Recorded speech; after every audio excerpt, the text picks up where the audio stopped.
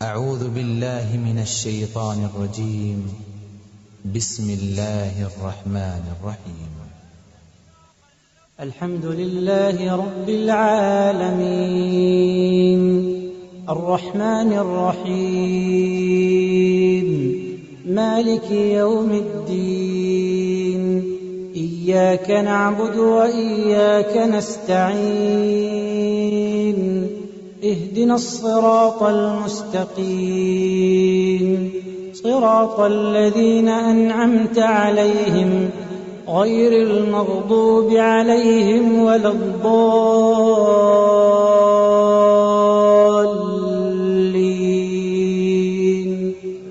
آمين.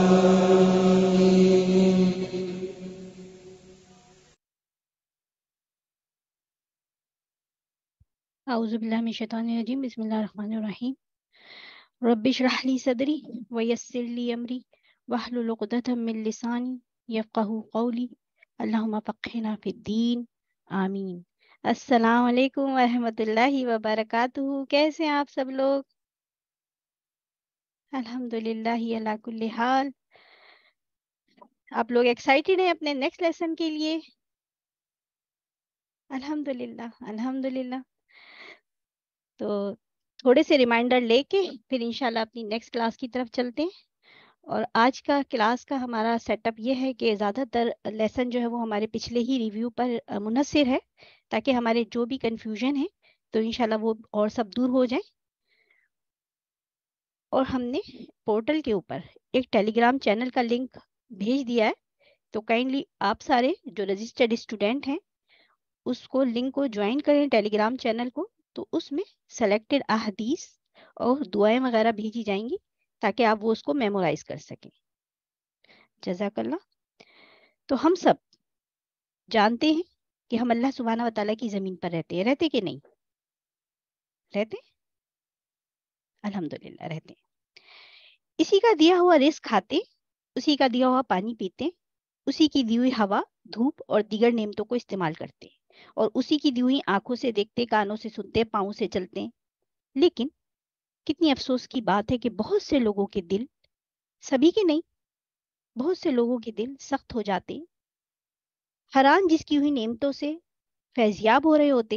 وہ کائنات کا مالک دن میں 5 دفعہ مؤذن کے ذریعے اپنے گھر کو بلاتے، لیکن بعض لوگ اس سے غفلت برت جاتے. جبکہ اگر ہمارا ملازم کوئی ہم اس کو پکاریں اور وہ کان نہ دھرے ہماری بات پر، تو ہمارا کیا رد عمل ہوتا ہے، فوری ریئیکشن کیا ہوتا ہے، یہ سب آپ جانتے ہیں. تو شیطان، ہمیں معلوم ہے اس نے ایک سجدے سے انکار کیا، ہمیشہ کے لیے مردود ہو گیا. اور آج کل مسلمان روزانہ دن میں 5 دفعہ 20 سجدے کا انکار کرتے ہیں، اور پھر بھی بے فکری سے اپنے رب کا دیا ہوا کھا پی رہے ہوتے ہیں. جنت کو بھی اپنے لیے مخصوص بنایا ہوا ہوتا ہے. جبکہ ہم پڑھ چکے ہیں قرآن پاک میں، ہلاکت ہے ان نمازیوں کے لیے جو اپنی نمازوں سے غافل ہیں. اگر نماز سے غفلت برتنے والے نمازی کے لیے ہلاکت ہے تو بے نماز مومن کے لیے کیا کچھ نہیں ہوگا. اللہ سبحانہ تعالیٰ ہم سب کو اس سے بچائے، اور ہم نماز کے ایکشن کو ان فوائد کی توقع رکھتے ہوئے پڑھ رہے ہوتے ہیں جو صرف اصل نماز سے ہی حاصل ہونا ممکن ہے. جبکہ ہمارا جو جسم ہے نماز میں، جبکہ دماغ کچھ اور کاموں میں مصروف ہوتا ہے اور کہیں اور ہوتا ہے. ہم نماز میں قرآن کی تلاوت کرتے، ذکر کرتے، دعائیں مانگتے، مگر اس طرح کہ ہمیں کچھ خبر نہیں ہوتی کہ ہم اللہ سے کیا کہہ رہے ہیں، ہم کیا عہد کر رہے ہیں. ہم اللہ کو یاد نہیں کرتے، صرف اذکار پڑھ لیتے ہیں. ہم اللہ سے ایک محتاج بندے کی طرح دعائیں نہیں مانگتے. کتنی عجیب بات ہے نا یہ، کہ دنیا میں ایک عام انسان سے بات کرتے ہوئے بھی ہم ذہن کو حاضر رکھ کر بات کرتے، اور جب کائنات کے مالک سے مناجات کرتے جس کے ہاتھ میں سب کچھ ہے تو ہمارا دل حاضر نہیں ہوتا. یقیناً یہ نماز وہ نماز نہیں ہے جس کا اللہ سبحانہ و تعالیٰ نے اور اللہ کے رسول نے حکم دیا ہے. تو یہ نماز کا قائم کرنا نہیں ہوگا، بلکہ اس کا ضائع کر دینا ہو جائے گا. اور ہم سب اس بات کو بھی جانتے، آپ صلی اللہ علیہ وآلہ وسلم نے نماز کو ایک ایسی نہر سے تشبیہ دی ہے جس کے ذریعے اللہ سبحانہ و تعالی نمازی کا میل کچیل یعنی خطاؤں کو دھوتا اور مٹاتا ہے۔ تو ہم اللہ سبحانہ تعالیٰ سے دعا کرتے ہیں کہ وہ ہماری نمازوں کے ذریعے ہماری خطاؤں کو مٹا دے، اور ہر مسلمان جو ہے وہ اس طرح نماز پڑھے مع ترجمے کے، سیکھے، سمجھے، سمجھ کر دل و دماغ کو حاضر رکھتے ہوئے اس اہم ترین عبادت کو ادا کرے، اور قرب الہی کے حصول کی خاطر اپنی نماز کو روز بروز بہتر سے بہتر بنانے میں لگا دے۔ آمین۔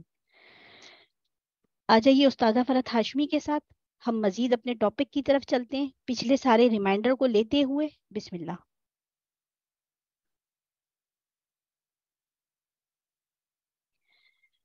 آج ہم عبادت کے کچھ اصول ہیں اس کو بھی کور کریں گے انشاءاللہ۔ تو عبادت کے کچھ اصول ہوتے ہیں۔ نمبر 1 اخلاص، وما امروا الا ليعبدوا الله مخلصين له الدين حنفاء ويقيموا الصلاة ويؤتوا الزكاة وذلك دين القيمة۔ وما امروا الا ليعبدوا الله مخلصين له الدين حنفاء ويقيموا الصلاة ويؤتوا الزكاة وذلك دين القيمة۔ نمبر 2 دوسری شرط، اسے اللہ نے مشروع کیا ہو۔ قرآن مجید میں آتا ہے ثم جعلناك على شریعة من الامر فاتبعها ولا تتبع اهواء الذين لا يعلمون انهم لن يغنوا عنك من الله شيئا وان الظالمين بعضهم اولياء بعض والله ولي المتقين۔ اب یہ دلیل ہے کہ اس طریقے کے مطابق کام کرنا جو اللہ نے مقرر کیا۔ سورۃ الجاسیہ آیت نمبر 18-19 نمبر لکھ لیں، آیت گھر جا کے مکمل کریں، آیت مکمل کیجئے، ہوم ورک۔ ثم جعلناک علی شریعۃ من الامر، ترجمہ ہے اس کا، پھر ہم نے تمہیں دین کے معاملے میں ایک واضح راستے پر لگا دیا، سو اسی پر چلو، اور ان لوگوں کی خواہشات کے پیچھے نہ چلو جو نہیں جانتے، بلا شبہ وہ اللہ کے مقابلے میں ہرگز تمہارے کسی کام نہیں آئیں گے، اور یقیناً ظالم لوگ ان کے بعض کے دوست ہیں، اور اللہ متقی لوگوں کا دوست ہے۔ نمبر 3 اس طریقے کی وضاحت رسول اللہ صلی اللہ علیہ وسلم نے کی ہو، یعنی قرآن میں جیسے حکم ہے نماز پڑھو تو اس کی وضاحت کس نے کی ہے؟ نبی صلی اللہ علیہ وسلم نے۔ اس طریقے کی وضاحت نبی صلی اللہ علیہ وسلم نے کی ہو۔ یاد رکھیے عبادت کا نمونہ اور عبادت کی وضاحت کرنے والے خود رسول اللہ ہوں صلی اللہ علیہ وسلم۔ وما آتاکم الرسول فخذوہ وما نہاکم عنہ فانتہوا واتقوا اللہ ان اللہ شدید العقاب، اور جو رسول تمہیں دیں وہ لے لو، اور جس سے روکے رک جاؤ، اور اللہ سے ڈرو، یقیناً اللہ بہت سخت سزا دینے والا ہے۔ نمبر 4 امید اور خوف کے ساتھ عبادت ہو۔ کیا ہو؟ امید اور خوف کے ساتھ عبادت ہو۔ پیغمبروں کے بارے میں آتا ہے کہ انہم کانوا یسارعون فی الخیرات ویدعوننا رغبا ورہبا وکانوا لنا خاشعین، کہ بے شک وہ نیکیوں میں جلدی کرتے تھے اور ہمیں رغبت اور خوف سے پکارتے تھے، یعنی نیک کام کر کے بھی ان کے اندر رغبت بھی ہوتی تھی، خوف بھی ہوتا تھا، ڈر بھی اور امید، رغبت امید کو کہتے ہیں، اور وہ ہمارے لیے عاجزی کرنے والے تھے۔ نمبر 5 عبادت مشروع اوقات اور مقدار سے ہو۔ کس سے ہو؟ مشروع اوقات۔ وہ کون سے ہوتے ہیں؟ فجر کب پڑھی جائے گی؟ سورج نکلنے سے پہلے، اور اگر کوئی روٹین ہی یہ بنا لے کہ جب اٹھیں گے پڑھ لیں گے تو یہ کیا ہے؟ یہ پھر عبادت نہیں ہے، اپنی منمانی ہے۔ مقرر مقدار کے مطابق ہو۔ 2 رکعتیں ہیں تو 2 ہی پڑھنی ہے، 4 نہیں پڑھنی۔ زیادہ ہوشیار نہیں بننا، اسمارٹ نہیں بننا کہ ہم تو 4 بھی پڑھ لیتے ہوتے ہیں، آپ صرف 2 پڑھتے ہیں۔ جی 2 ہی ہیں، اوقات اور مقدار دونوں۔ ان الصلاۃ کانت علی المؤمنین کتابا موقوتا، الحج اشہر معلومات۔ نمبر 6 بلوغت سے وفات تک عبادت۔ وَاعْبُدْ رَبَّكَ حَتَّى يَأْتِيَكَ الْيَقِينُ، یہ نہیں کہ اب اصل میں بوڑھی ہو گئی ہوں نا، اب تو نماز چھوڑ دی ہے میں نے، نہیں، اب کیا کریں، اب تو اٹھا ہی نہیں جاتا، اب کیا نماز پڑھنی ہے؟ نہیں اٹھا جاتا، بیٹھ کے پڑھ لے، اب تو گھٹنے ہی چلے گئے ہیں تو اب کیسے کھڑے ہوں؟ تو کوئی بات نہیں، کرسی پہ بیٹھ جائیں۔ اب تو نیچے سجدے میں جائے تو اٹھا نہیں جاتا، کوئی بات نہیں، اشارے سے پڑھ لیں، ٹھیک ہے نا؟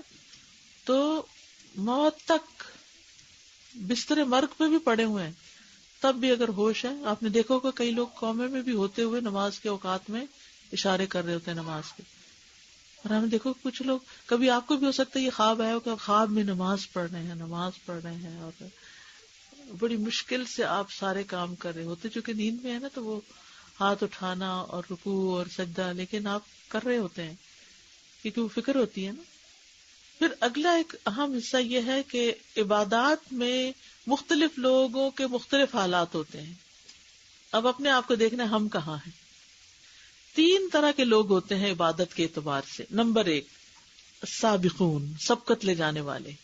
یہ وہ لوگ ہیں جو فرائض اور مستحبات بجا لاتے ہیں، یعنی صرف فرض نماز نہیں پڑھتے، سنت نفل سب کچھ پڑھتے ہیں. نمبر 2 میانہ روی کرنے والے جو صرف فرض پڑھتے ہیں. اکثر لوگ ہیں وہ سعودی عرب میں صرف فرض پڑھتے ہیں. نمبر 3 اپنے نفس پہ ظلم کرنے والے. یہ وہ لوگ ہیں جو فرائض میں کمی کرتے ہیں. یہ کون ہے؟ فرائض میں کمی کرنے والے. کمی کیا ہے؟ جیسے وضو یا نماز کے ارکان میں سے کوئی رکن چھوڑ دینا یا واجبات میں کوئی کمی کر دینا.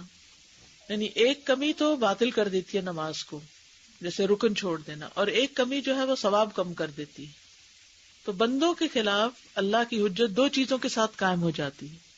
پہلا، جو کچھ اللہ نے نازل کیا ہے اس کا علم ہونا. دوسرے، اس پر عمل کرنے کی قدرت حاصل ہونا. لہذا کوئی عاجز یا مجنون ہے اس کے لیے نماز نہیں، فاسد العقل کے لیے بھی نہیں. سورۃ فاطر کی جو آیت نمبر 32 اور 33 ہے، ان 2 آیتوں سے پتہ چلتا ہے کہ عبادت کے اعتبار سے لوگوں کی 3 قسمیں ہیں. بہت پسندیدہ آیات میں سے سورۃ فاطر کی آیتیں جو ہیں 32 اور 33. پھر ہم نے اس کتاب کے وارث اپنے وہ بندے بنائے جنہیں ہم نے چن لیا، پھر ان میں سے کوئی اپنے آپ پہ ظلم کرنے والا ہے. کون ہے وہ؟ جو کوتاہی کرے، یا تو رکن چھوڑ دے یا کوئی مستحب چھوڑ دے. اور ان میں سے کوئی میانہ رو ہے جو صرف فرض تک رہے. اور ان میں سے کوئی نیکیوں میں آگے نکل جانے والا ہے اللہ کے حکم سے. یہی بہت بڑا فضل ہے.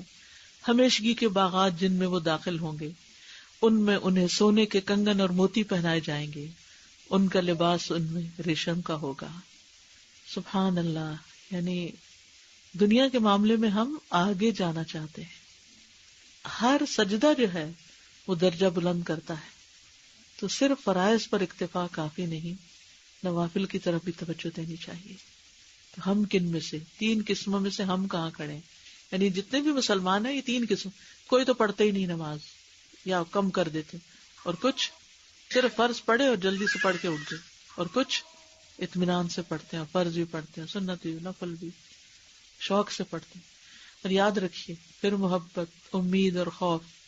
ثم أورثنا الكتاب الذين اصطفينا من عبادنا فمنهم ظالم لنفسه ومنهم مقتصد ومنهم سابق بالخيرات بإذن الله ذلك هو الفضل الكبير.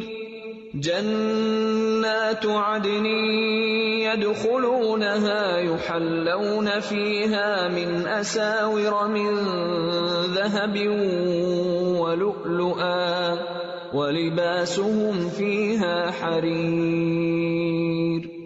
وقالوا الحمد لله الذي أذهب عنا الحزن إن ربنا لغفور شكور. الذي أحلنا دار المقامة من فضله لا يمسنا فيها نصب ولا يمسنا فيها لغوب. الذي أحلنا دار المقامة من فضله لا يمسنا فيها نصب ولا يمسنا فيها لغوب. تو آپ دیکھیے کہ ہم اپنے لیے کون سی منزل چاہتے ہیں اور ہم کہاں پہنچنا چاہتے ہیں. اگر ہم چاہتے ہیں کہ واقعی بلند درجات ہوں تو نماز کو اچھی طرح سیکھیے، اس کے لفظوں کو بھی، اس کے معنوں کو بھی، اس کے طریقے کو بھی، اس کے دلائل کو بھی، اور سکون سے پڑھیے، کیونکہ اللہ نے ہمیں پیدا ہی اپنی عبادت کے لیے کیا اور ہمارا جسم ہی ایسے بنایا ہے کہ ہم واقعی قیام، رکوع اور سجود سب کچھ کر سکیں. مخلوقات میں سے جتنی اور مخلوقات ہیں، یعنی جنوں کو تو ہم نے دیکھا نہیں، ان پہ بھی نماز فرض ہے، لیکن باقی مخلوقات جو ہیں، مویشی جانور دیکھ لیے، پرند چرند دیکھ لیجیے، کوئی 4 پاؤں پہ کھڑا ہی کھڑا ہے، کوئی لیٹا ہوا ہے، پیٹ کے بل چلتا ہے، کوئی رینگنے والا جانور ہے، کوئی رکوع کی حالت میں ہے، کوئی سجدے کی حالت میں ہے، کوئی صرف قیام کی حالت میں ہے. ہمیں اللہ نے ایسا جسم دیا کہ ہم یہ تینوں کام کر سکتے ہیں. تو پھر ہمیں کیا کرنا چاہیے؟ اپنی تخلیق کے مقصد کو پورا کرنا چاہیے.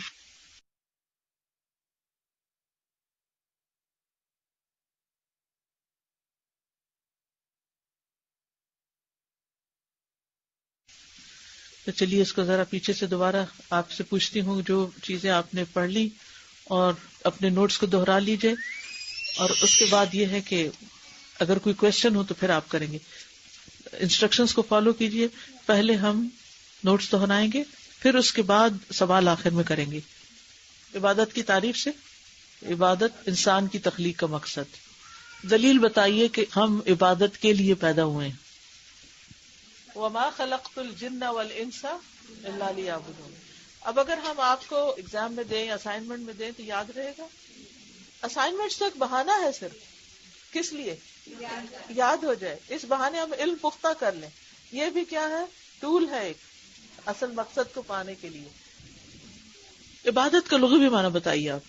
عاجزی اور خضوع. ٹھیک ہے. الذل والخضوع، عاجزی اور خضوع. عاجزی اور خضوع کا مطلب ہے عاجزی اور خشوع یا عاجزی اور تعظیم سے جھکنا. عبادت کا شرعی معنی کیا ہے؟ ہر وہ عمل جس کو اللہ پسند کرتا اور اس سے راضی ہوتا ہو، خواہ وہ ظاہری یا باطنی اقوال اور افعال میں سے ہو. ٹھیک ہے. عبادت کا اطلاق کن 2 چیزوں پر ہوتا ہے؟ التعبد اور متعبد بہ پر. ٹھیک ہے. تعبد کیا ہے؟ اطاعت کرنا، ایکشن، عبادت کرنا. ٹھیک ہے. اللہ کے احکامات پر عمل کرنا اور منع کی چیزوں سے رکنا. متعبد بہ کیا ہے؟ وہ اقوال اور ظاہری باطنی اعمال جن کے ساتھ انسان اللہ کی عبادت کرتا ہے. ٹھیک ہے. جیسے ذکر، نماز اور تسبیحات وغیرہ، یا مال کا خرچ کرنا. عبادت کے 3 ارکان کون سے ہیں؟ شابش. محبت، امید اور خوف. گڈ. عبادت کی اقسام کون کون سی ہیں؟ دل کی عبادت، زبان کی عبادت، اعضاء کی عبادت. شابش. عبادت کی اہمیت کیا ہے؟ ہم عبادت کیوں کریں؟ کیونکہ عبادت اللہ کا حق ہے، کیونکہ ہم پیدا ہی اسی کے لیے کیے گئے ہیں. ٹھیک ہے. دلیل کیا ہے اس کی؟ حضرت معاذ کی دلیل کہ جب وہ کہتے ہیں میں گدھے پر آپ صلی اللہ علیہ وسلم کے پیچھے سوار تھا. گدھے کا نام کیا تھا؟ دیکھیے گدھے کا نام جو تھا افیر تھا، افیر نہیں تھا. ٹھیک ہے، افیر. آپ نے پوچھا اے معاذ کیا تم جانتے ہو کہ اللہ کا اس کے بندوں پر کیا حق ہے؟ انہوں نے کیا جواب دیا؟ اللہ اور اس کا رسول ہی زیادہ بہتر جانتے ہیں. تو پھر آپ نے خود بتایا، کیا بتایا؟ بندوں پر اللہ کا حق یہ ہے کہ وہ صرف اس کی عبادت کریں اور اس کے ساتھ کسی کو شریک نہ کریں. اور بندوں کا اللہ پر حق کیا ہے؟ کہ جو اس کے ساتھ کسی کو شریک نہ ٹھہرائے، اللہ اسے عذاب نہ دے. ٹھیک ہے. مقبول عبادت کس کی عبادت ہوتی ہے؟ مومن کی عبادت. مومن کی عبادت کیسی عبادت ہوتی ہے؟ جی ہاں، وہ ایک اللہ کی عبادت کرتا ہے اور اس طریقے کے مطابق کرتا ہے جو اللہ تعالیٰ نے مقرر کیا ہے. شابش. اور بدعتی کی عبادت کون سی ہوتی ہے؟ جو منمانے طریقوں سے اللہ کی عبادت کرتا ہے. مشرک کی عبادت کیا ہوتی ہے؟ جو اللہ کی بھی کرتا ہے اور اس کے ساتھ اوروں کی بھی کر رہا ہوتا ہے. کافر کی عبادت کیا ہوتی ہے؟ جو اللہ کے سوا کسی اور کی عبادت کر رہا ہوتا ہے. منافق کی عبادت کیا ہوتا ہے؟ جو صرف ظاہری عبادت کرتا ہے اور دل میں اللہ کی عبادت کا کوئی شوق، کوئی محبت، امید اور خوف کچھ بھی نہیں ہوتا. تو عبادت میں اہم ترین چیز کیا ہے؟ کچھ عبادت کے اصول ہیں کہ نمبر 1 کسی کو اللہ کی عبادت میں شریک نہ کیا جائے. نمبر 2 شریعت کے طریقوں کے مطابق عبادت کی جائے. تو گویا عبادت کے اصولوں میں نمبر 1 اخلاص، نمبر 2 مقرر طریقے، نمبر 3 نبی صلی اللہ علیہ وسلم نے اس کی وضاحت کی ہو، نمبر 4 امید اور خوف کے ساتھ عبادت کی جائے، نمبر 5 مشروع اوقات اور مقدار کے مطابق عبادت کی جائے. نمبر 6 بلوغت سے وفات تک عبادت کی جائے. عبادت میں بندوں کی قسمیں کتنی ہیں؟ 3 قسمیں. نمبر 1 سابقون، نمبر 2 میانہ روی اختیار کرنا، اور نمبر 3 اپنے آپ پہ ظلم کرنے والے. آگے جانے والے کون ہیں؟ سابقون کون ہوتے ہیں؟ فرائض کے ساتھ ساتھ نوافل بھی اور مستحبات بھی اختیار کرتے. اور درمیانہ رو کون سے ہوتے ہیں؟ جو صرف فرائض. اور ظالم کون ہوتے ہیں؟ جو فرائض میں بھی کوتاہی کرتے ہیں. الحمدللہ میرا خیال ہے کہ جو آج ہم نے سارا پڑھا ہے یہ سارا آپ کو سمجھ آ گیا ہے. ابھی تو آ گیا ہے، لیکن جب آپ گھر جائیں گے اور اگلے ہفتے تک اس کو اگر پڑھا نہیں تو کیا ہوگا؟ بھول جائیں گے. اس لیے کیا کرنا ہے؟ دہرائی کرنی. وہ جو علم حاصل کرنے کے آداب میں نے بتائے ہیں ان آداب کا خیال کرنا ہے. اپنی نیت خالص، اپنے لیے استغفار اور اللہ سے گناہوں کی معافی. اور ایک چیز میں بھول گئی تھی کہ انسان کے راستے میں جب رکاوٹ ہے اس کو صدقہ کرنا چاہیے. یعنی جب آپ علم کا ارادہ کریں نا، چاہے یہاں چاہے کہیں بھی کبھی بھی، تو صدقہ کرنا نہ بھولیں. اس سے آپ کے راستے آسان ہوں گے، آپ کی منزل مکمل ہوگی انشاءاللہ تعالی. ٹھیک ہے. اور شکرانہ بھی انسان اللہ تعالیٰ کا ادا کرتا رہے تو اللہ تعالیٰ مزید توفیق دیتا ہے. لَإِن شَكَرْتُمْ لَأَزِيدَنَّكُمْ. اچھا ایک سوال کا جواب دیجیے، کیا آپ سمجھتے ہیں کہ آج آپ کے علم میں کسی نئی چیز کا اضافہ ہوا ہے؟ الحمدللہ. کوئی ایک چیز بتائیے جو آپ کے علم میں آج آئی ہے تاکہ پتہ چلے کہ آپ کو یہاں آنے کا کوئی فائدہ بھی ہے. سب سے اچھی لگی کہ معبود محبوب ہوتا ہے اور ایسے جیسے محبوب معبود بن جاتا ہے. سب سے اچھی یہ بات لگی ہے کہ اگر محبوب بنا لیا تو پھر وہ معبود بھی ہوگا، اور معبود بنا لیا تو محبوب بھی ہوگا. ابن قیم کا قول ان کو بہت اچھا لگا کہ نافرمانی علم کے نور کو بجھا دیتی ہے، گناہ علم کے نور کو بجھا دیتے ہیں. اللہ سے محبت ہونا، جیسے امید بھی ہوتی ہے، ہمیں ڈر بھی ہوتا ہے جب ہم نماز پڑھ رہے ہوتے ہیں، لیکن یہ محبت مجھے نئی چیز محسوس ہوئی. اوکے. وسائل اور ذرائع کا استعمال عبادت کے لیے. یہ جو دجال سے بدتر عمل وہ ہے جو دکھاوے کی نماز ہے. دکھاوے کی نماز دجال سے بدتر چیز ہے. ویسے ہم دجال زیادہ کا نام خطرناک ایسے لیتے ہیں جیسے کہ بس اس سے بچائے اللہ میں، بچائے یہ اللہ. نہیں سوچتے کہ ہماری اپنی کتنی نمازیں ایسی کہ جن سے اللہ ہمیں بچائے جن سے کہ وہ ہمارے بدتر. لیے ہلاکت کا سبب نہ بنے. جی ہاں. مذاکرہ علم کی زندگی ہے. جی مذاکرہ علم کی زندگی ہے. اپنے لیے دعا کرنی چاہیے سچی نیت سے کہ اللہ تعالیٰ ہمیں اور علم عطا کرے. حضرت عمر کی دعا کہ ہماری جی. عادات بھی جو ہیں وہ بھی ہماری عبادات میں بدل جائیں. جی آمین. مجھے یہ بات پسند آئی کہ اگر اللہ کے مطابق نہیں ہوئی کوئی چیز تو ریجیکٹ ہو جائے گی. جیسے ہمیں کوئی چیز آرڈر دیں اور نہیں بنے تو ہم لوگ اس کو ریجیکٹ کر دیتے ہیں، تو اس چیز سے خوف آتا ہے کہ یعنی جو طریقے ہمیں سکھائے گئے ہیں. اچھا کیا جو بھی کوئی مینوفیکچرر یہ کہہ کے بچ سکتے ہیں کہ ایکچولی وہ ہم نے دیکھا ہی نہیں ای میل آپ کی، وہ کیا بھیجا آپ نے، فائنل کیا کیا، تو ہم نے وہ جو پہلا ڈیزائن تھا نا اسی پر ہی بنا دیا، تو آپ کہیں گے اچھا ہاں کوئی بات نہیں، چلیں آپ نے سوری کر لیے، ٹھیک ہے کافی. ٹھیک ہے سوری سے آپ کو سزا شاید نہ ملے، لیکن وہ جو آپ کو اجر ملنا تھا نا، یعنی اب ہو سکتا ہے کہ ہم جو بھی غفلت میں نمازیں پڑھتے ہیں اس میں اللہ تعالیٰ ہمیں معاف کر دے، لیکن وہ جو اچھی نمازیں پڑھنے کا اجر تھا وہ کیسے مل جائے گا؟ اس کے لیے تو کچھ کرنا پڑے گا نا. ٹھیک ہے. میں نے ایک پوائنٹ لکھا ہوا ہے کہ نیت کسی حاسد کے اثر سے بگڑتی نہیں. آپ نے ایسی بات جی بولی تھی. ہاں درست ہے. اس کا مقصد یہ ہے کہ کسی حاسد کے ایکشن کی وجہ سے صالح نیت جو ہوتی ہے اس پر کوئی فرق نہیں پڑتا. مثلا آپ یہاں آ رہے ہیں اور کوئی اور نہیں آ پا رہا، تو اس کو اچھا نہیں لگ رہا کہ آپ آئیں، ہاں تو ہو سکتا ہے وہ آپ کے آنے پہ کریٹیسائز کرے کہ یہ تمہیں کیا جنون ہو گیا ہے، ویکینڈ پہ بھی تم چل پڑتی ہو. ٹھیک ہے نا. تو یہ آپ کی نیت کا ٹیسٹ ہو گیا. اب چونکہ وہ خود نہیں آ پا رہا تو آپ کو بھی ڈسکریج کر رہا ہے، لیکن چونکہ آپ نے نیت کر لی کہ میں نے تو یہ علم حاصل کر کے ہی چھوڑنا ہے، لہٰذا اس کی بات کا آپ کی نیت پر کوئی اثر نہیں ہوگا. آپ کی نیت اس سے نہیں بگڑے گی، وہ اپنی جگہ ہی سلامت رہے گی. آپ اس کی بات سنی انسنی کر دیں گے کہ ٹھیک ہے اگر وہ کوئی اور نہیں آ سکتا تو مجھے اپنے حالات خود زیادہ معلوم ہے، میں ٹائم مینجمنٹ کرنا جانتی ہوں، میں اپنے اس 4-5 گھنٹے کے وقت میں جو کام کرتی تھی وہ میں کام کسی اور وقت پہ ڈیوائڈ کر کے میں ایک بہتر چیز لینا چاہتی ہوں. آپ دیکھیے کہ زیادہ سے گھر میں ہوتے ہیں تو اٹھ کے آرام سے اٹھتے ہیں, چائے بناتے ہیں, اس بچے کو اٹھاتے ہیں اس کو. اب جب آنا ہی ہوتا ہے تو جلدی جلدی یہ سارے کام ہو ہی جاتے ہیں نا. تو یہ مطلب ہے کہ کسی حاسد اور حاقد حقد ہوتے چھپا ہوا جو اندر ہوتی ہے نا ایک کسی کے خلاف جیلسی یا نفرت. اس سے متعلق ایک چیز میرے ذہن میں اور آ رہی تھی کہ آئی ایم ناٹ شیور کہ یہ حدیث ہے یا نہیں, کہ اپنے ارادے کی حفاظت کرنی چاہیے, کچھ اس قسم کا مفہوم ہے؟ جی وہ تو ہے جس میں آتا ہے کہ ارادوں کی تکمیل تک اپنے رازداری سے کام لو, لیکن کورس اٹینڈ کرنے میں رازداری ہو نہیں سکتی, کیونکہ اس علم کو تو ہم نے جس کو نہیں بھی بتایا جا کے کم از کم ایک ایک دو لوگوں کو فون کیجیے, میسج کیجیے, میں نے یہ جوائن کیا تم بھی کر لو, فائدہ ہی فائدہ ہے. جی ڈاکٹر صاحب, بیکاز نیت امپورٹنٹ ہے. وہ اگر آپ کہیں پاکستان جاتی ہوں اللہ کے اپنے پیرنٹس سے مل آتے ہیں, شاپنگ بھی کر لیں گے تو پھر مطلب جی شاپنگ کیوں کر رہے ہیں, کیا شاپنگ کرنا غلط کام ہے؟ نہیں مطلب نیت میں تو کچھ ایسا نہیں ہوگا نا کہ میرا سوال سنیے, کیا شاپنگ کرنا غلط کام ہے؟ نہیں. وہ غلط کب ہوتا ہے؟ جب استطاعت سے زیادہ کرے اور جب دکھاوے کے لیے یا صرف بس شوق پورا کرنے کے لیے اور عادتاً اور تفریحاً. ورنہ ہم سب شاپنگ کرتے ہیں اور ہم سب کو ضرورت ہے. کیا خرید و فروخت یا تجارت یا لین دین جو ہے یہ حرام ہے اسلام میں؟ نہیں, کوئی بات نہیں.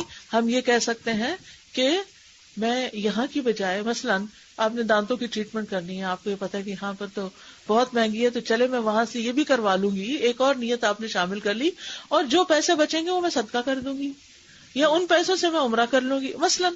تو یہ ایک آپ اپنی مینجمنٹ کر رہے ہیں مختلف چیزوں کی, اس میں کوئی خرابی کی بات نہیں ہے, ایز لانگ ایز آپ کے سارے کام اچھی نیت سے ہیں. ٹھیک ہے, کلیش نہیں کر رہے ایک دوسرے کو. اس میں خرابی کب آتی ہے؟ جیسے ہم 4-5 باتیں اکٹھی کر کے جا رہے ہیں کہیں, ٹھیک ہے, خرابی جب آئے گی کہ جب ہم 4 باتیں تو پیچھے ایک بات کا رونا رو رہے ہوگے, ماں بیمار ہے نا اس لیے جا رہے, ماں بیمار ہے, حالانکہ خالی وہ نہیں, اور دکھاوا مقصود ہے کہ لوگ کہیں دیکھو کتنی ماں کی کیئر کرتی ہے, ہر سال جاتی ہے, اتنی محنت سے پیسے کماتی ہے اور ہر سال چلی جاتی ہے, بڑی نیک عورت ہے, بڑی ماں کا خیال کرتی, اپنے بچوں پر بھی ماں کا تربیت کر. حالانکہ صرف ماں نہیں اور بھی مقاصد ہیں, تو وہ پھر صرف کسی نیکی والے کام کو بہت ہائی لائٹ نہیں کرنا چاہیے. کہنا کہ ہاں ضروری کام ہے اس لیے جا رہے ہیں. ایک تو نیت والی بات تھی کہ نیت جو اندر ہے ہمارے وہ کسی کو نہیں پتا, کسی کو نہیں اس لیے حسد نہیں کر سکتا وہ ہماری ڈٹرمینیشن سے کوئی حسد نہیں کر سکتا. جی ہاں بالکل, شاباش. اور دوسری چیز یہ کہ جب سوئی بھی پڑھے اور نیت کر کے سو جائیں کہ تہجد پڑھنی اور نہیں اٹھا جائے تو بہت اچھا لگا کہ وہ اس میں شمار ہو جائے گا, لیکن اٹھنا بھی ضروری ہے. ٹھیک ہے. دادا جزاک اللہ خیرن کثیرا. میں صرف اتنا کہنا چاہوں گی, کل تک میری آپ سے یہی بات ہو رہی تھی کہ کتاب کے بغیر ہم کیسے پڑھیں گے, لیکن الحمدللہ آج کی کلاس کے یونیک سٹائل سے مجھے یہ لگا کہ اللہ تعالیٰ نے جو ہمیں فیکلٹیز دی ہیں, دل, زبان اور جوارے, اور جو لرننگ ٹولز ہمیں دیے ہیں, لسننگ, ریڈنگ, رائٹنگ اور اسپیکنگ, ہم نے انہیں اپنے گیجٹس کی وجہ سے بہت پیچھے چھوڑ دیا. بالکل. اور یہی وہ ایلیمنٹس ہیں جو ہماری نمازوں سے مسنگ ہیں. بالکل, کیونکہ ہم ان پہ اتنا ڈپینڈ کرنے لگے ہیں کہ ہم اپنا دماغ استعمال کرنا چھوڑ بیٹھے. تو انشاءاللہ ہم اپنی فیکلٹیز کو زیادہ بہتر طور پر استعمال کر کے, کیونکہ پتہ کیا, اگر صرف یہ کتابوں میں ہوگا نا پھر عمل میں نہیں آئے گا. جب لکھیں گے, پھر خود پڑھیں گے, پھر ڈسکس کریں گے, تو انشاءاللہ پھر اس کو کرنا بھی شروع کر دیں گے. بارک اللہ فیکم, سبحانک اللہم و بحمدک, اشہد ان لا الہ الا انت, استغفرک و اتوب الیک. السلام علیکم و رحمۃ اللہ وبرکاتہ.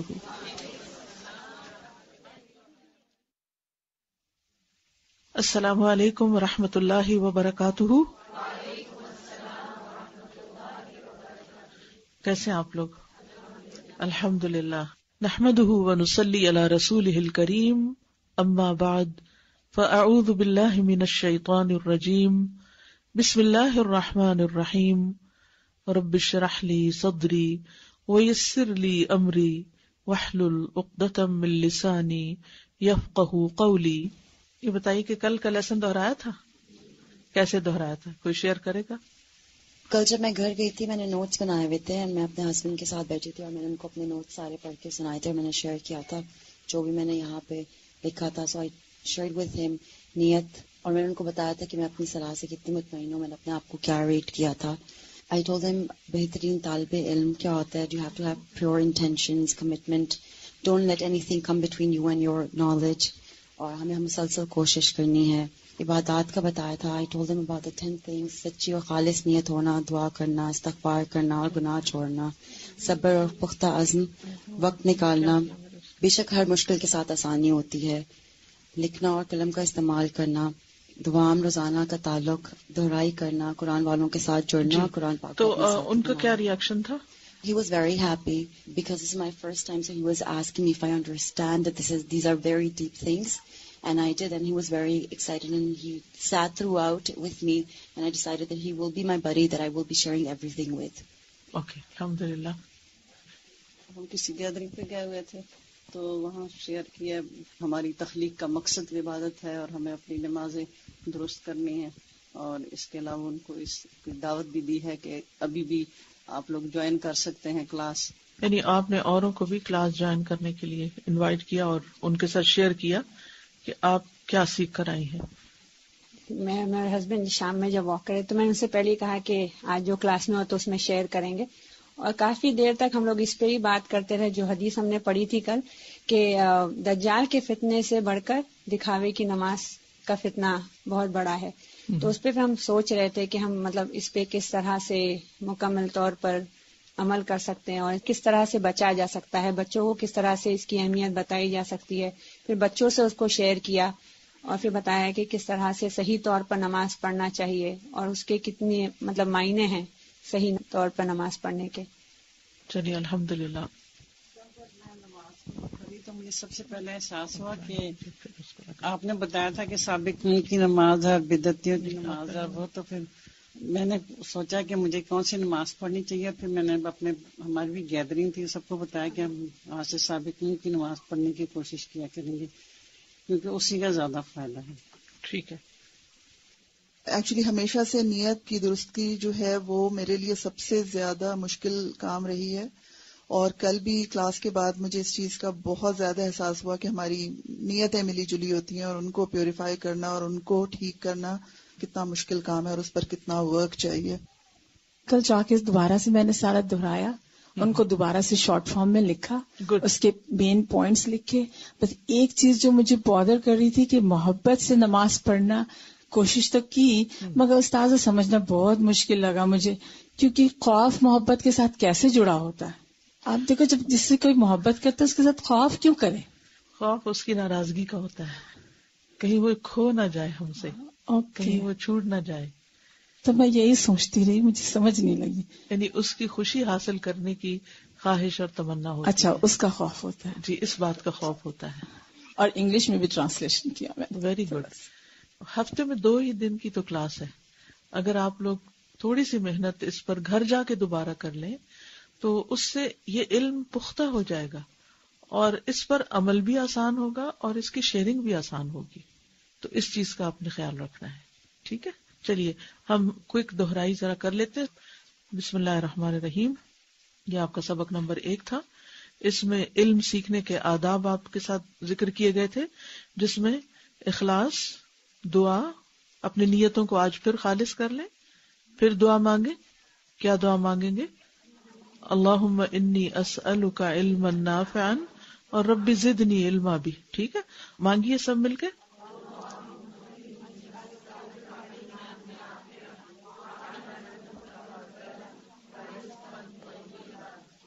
رب زدنی علما. اللہ تعالیٰ سے دل سے دعا مانگی کہ اللہ آج کی اس مجلس میں, آج کی اس محفل میں جو میں آ کر بیٹھی ہوں اور یہ جو میں سیکھنا چاہ رہی ہوں یہ میرے مزید علم میں اضافے کا ذریعہ بنے. ٹھیک ہے, اور وہ علم میری زندگی کا حصہ بن جائے.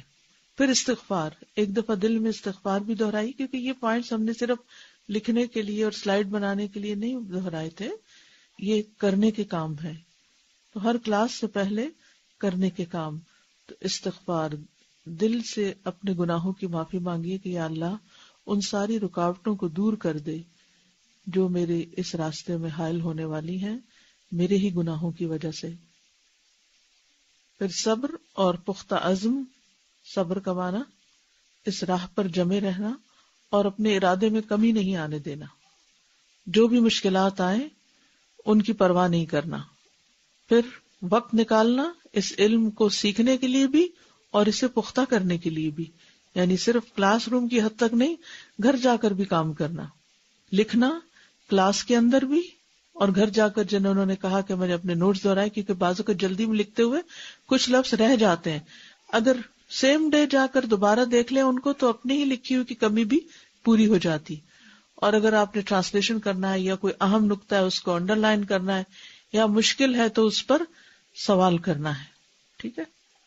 اس کے بعد نیکسٹ کیا تھا؟ دوام. دوام کا مطلب کیا ہے؟ تسلسل کے ساتھ کام کرنا، پھر دہرائی کرنا. پھر ایک اور اہم بات، علم والوں کو ساتھی بنانا. تو آپ نے اپنا بڈی بنا لیا؟ نہیں تو نیکسٹ ویک تک ضرور لازمی طور پر، اور آپ سے پوچھا بھی جائے گا کہ آپ کس کے ساتھ علمی مذاکرہ کر رہے ہیں. یہ علم کو پختہ کرنے کے لیے بہت ضروری ہے. اور ویسے بھی ہمیں علمی گفتگو کرنے کے لیے لائک مائنڈیڈ پیپل کی کمپنی ضروری ہوتی ہے، کیونکہ یہ استقامت میں مدد دیتی ہے. یہ چیز آپ کے گھر میں بھی، یعنی ایک تو یہ کہ کلاس میں سے کوئی ہو یا علم والوں میں سے کوئی ہو، اور دوسرے آپ اپنے گھر میں سے، جیسے آپ نے کہا کہ اپنے ہسبینڈ کے ساتھ واک کیا، آپ نے اپنے ہسبینڈ سے ڈسکس کیا، تو اس کو صرف ایک دفعہ نہیں بلکہ اس کو کیری آن کرتے چلے جائیے. ٹھیک ہے. پھر علم کی مجالس کا اہتمام کرنا، یعنی کسی بھی گیدرنگ میں آپ ہوں، ویکینڈ پہ خاص طور پر سوشل گیدرنگز ہوتی ہیں، آپ کسی سے ملنے جاتے ہیں یا کوئی آپ سے ملنے کے لیے آتا ہے، تو پھر آپ کیا کریں گے؟ ہر کوئی اپنے اپنے متعلق کچھ بتاتا ہے، تو ہر ایک کے اندر جو کچھ ہوتا ہے وہی باہر نکل رہا ہوتا ہے. جن لوگوں کے اندر غم بھرا ہوتا ہے وہ ایسی سوشل گیدرنگز میں کیا کرتے ہیں؟ اپنے غم ہی بتاتے رہتے. کوئی بیمار ہے تو اپنی بیماریوں کا تذکرہ کرتا رہتا ہے. کوئی کسی خاص فکر میں مبتلا ہے تو وہ سب کے ساتھ اسی کو شیئر کرتا رہتا ہے. آپ کے اندر اگر اللہ کی محبت بھری ہوئی ہے اور آپ کے اندر علم ہے تو آپ سے کیا چھلکے گا باہر، آپ سے کیا نکلے گا، اور آپ کو کیسا ہونا چاہیے، پھر کیسا ہونا چاہیے، کیا گفتگو کرنی چاہیے. دس از ویری امپورٹینٹ. تو علم پختہ ہوتا ہے مذاکرے سے. مذاکرہ علم کی جان ہے، روح ہے. مذاکرے کے بغیر علم مر جاتا ہے. اور مذاکرہ کا مطلب کیا ہوتا ہے؟ میوچل ڈسکشن، دوسروں کے ساتھ کنورس کرنا، ان ٹاپکس پہ بات کرنا. لیکن عموماً ہم کیوں نہیں کرتے؟ کیونکہ ہمیں یہ خوف ہوتا ہے کہ پتہ نہیں ہم صحیح بات بھی کریں گے کہ نہیں، پتہ نہیں یاد بھی ہے کہ نہیں. تو اس کے لیے ضروری ہے کہ آپ ویکلی اپنے ہسبینڈ کے ساتھ یا کسی بچے کے ساتھ یا کسی بہن بھائی کے ساتھ یا فون آپ مثلاً بیک ہوم کال کرتے ہیں اپنے رشتے داروں کو، تو ان کے ساتھ یعنی کسی نہ کسی کے ساتھ اس علم کو دہرائیں. یہ اس کا لازمی پارٹ ہے. پھر اس کے بعد علم والوں کو ساتھی بنانا اور علم کی مجالس کا مطلب یہ نہیں کہ بہت بڑا لیکچر اپنے گھر میں رکھیں یا رکھوائیں تو آپ علم کی مجلس رکھ رہے ہیں یا اس میں شریک ہو رہے ہیں. 3 لوگوں کی بھی مجلس ہو جاتی ہے، 4 کی بھی ہو جاتی. جہاں بھی ویکینڈ پہ بیٹھے وہاں ساتھ گفتگو کریں. اور کہاں سے شروع کریں گے کہ میں نے ایک کورس جوائن کیا ہے. اپنی پہلے کہانی سنائیں گے تاکہ اس سے دوسرے متوجہ ہوں. وہ پوچھیں آپ سے کہ اچھا کیا کورس جوائن کیا؟ میں نے حی علی الصلاح کورس جوائن کیا. کیا ہوتا ہے اس کورس میں؟ اس میں نماز کے بارے میں بتاتے ہیں. وہ کہتے ہیں تو کس کو نہیں پتا، نماز تو سبھی پڑھتے ہیں. تو پھر آپ کیا کہیں گے؟ What will be your answer? جب لوگ کہیں کہ یہ کون سی نئی بات ہے، نماز تو بچپن سے پڑھتے آ رہے ہیں اور سب پتہ ہی ہے نماز کیا ہے، تو اس میں مزید کورس کرنے کی کیا ضرورت ہے نماز کی روح سمجھنے کے لیے؟ تو آپ اب تک بے روح نماز پڑھتے رہے. اور کیا کہہ سکتے ہیں؟ کیا ہمارے آنسرز ہونے چاہیے اور ان میں سے بیسٹ کیا ہو سکتا ہے؟ سابقون والی، ان بیچاروں کو کیا پتا سابقون کون ہوتے ہیں. اصلاح کرنی تو آپ ابھی تک کیوں غلط پڑھتے رہے ہیں؟ ہوتا پتہ کیا ہے، جب ہمارے آنسرز اس طرح کے ہوتے ہیں نا جو لوگوں کو پھر اوفینڈ کر دیتے ہیں، یا لوگ سمجھتے ہیں کہ ہم اپنے آپ کو بڑا پائس بنانے لگے ہیں یا بن چکے ہیں یا سمجھتے ہیں، تو وہ پھر دوسروں کو دور کر دیتا ہے. ابھی تک آپ کو یہ نہیں پتا آپ خود کیوں یہ کورس کر رہے ہیں. اصل میں ایک یہ چیز بڑی مشکل ہے کہ ہمیں خود نہیں پتا ہوتا ہم چاہتے کیا ہیں.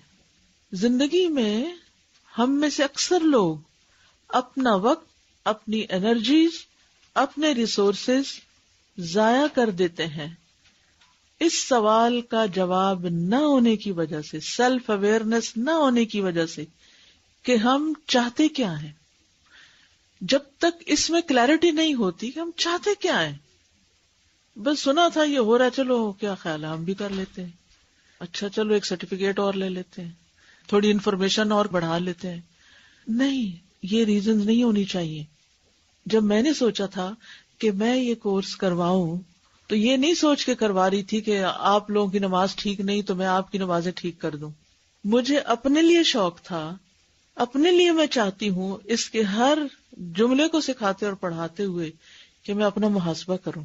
مجھے لگتا ہے میری نماز ابھی بھی ویسی نہیں جیسی ہونی چاہیے. میں اپنی نماز کو اور اچھا کرنا چاہتی ہوں. سمپل ورڈز میں اپنے آپ کو چیک کرنا چاہتی ہوں کہ میں کہاں کمی کر رہی ہوں، کیونکہ کمی کرنے سے مثلا نماز کے اگر فرائض میں کمی ہے یا اس کے ارکان وغیرہ میں کوئی کمی ہے تو پھر اس کا نقصان کیا ہے، اتنے ہی گریڈز میں کمی ہو جائے گی. جیسے آپ کا پیپر چیک ہوتا ہے نا، تو جہاں جہاں مائنر مسٹیکس بھی ہوتی ہیں تو پھر کیا ہوتا ہے، اکاؤنٹ کرتے ہیں اس کو. اس سے کتنے -5 کٹتے کٹتے کہاں چلے جاتے ہیں، اور بعضوں کا تو فیل بھی ہو جاتے ہیں. تو ہم نماز کے معاملے کو بہت آسان سمجھتے ہیں. ہم سوچتے ہیں پڑھتے تو ہے نا بس کافی ہے. نہیں، جتنی بھی پڑھتے ہیں اور شوق ہو اور شوق ہو اور شوق اور بہتر ہو اور بہتر ہو اور بہتر ہو، پرفیکٹ ہو جائے. کوئی شک والی بات ہی نہ رہے کہ میں کسی چیز کو کر رہی ہوں اور مجھے نہیں پتا کہ میں کیوں کر رہی ہوں، اور ڈبل مائنڈیڈ یہ راستہ اختیار کروں یا یہ.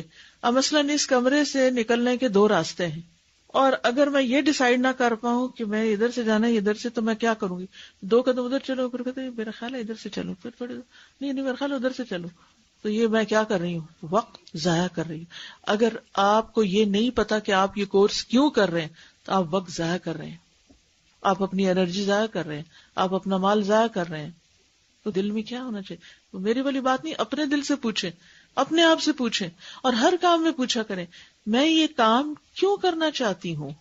ہر چیز کے پیچھے ایک ریزن ہونی چاہیے، کیونکہ انما الاعمال بالنیات، جتنی اچھی نیت ہوگی اور جو آپ کی نیت ہوگی ویسا ہی پھل آئے گا، وہی ملے گا آپ کو.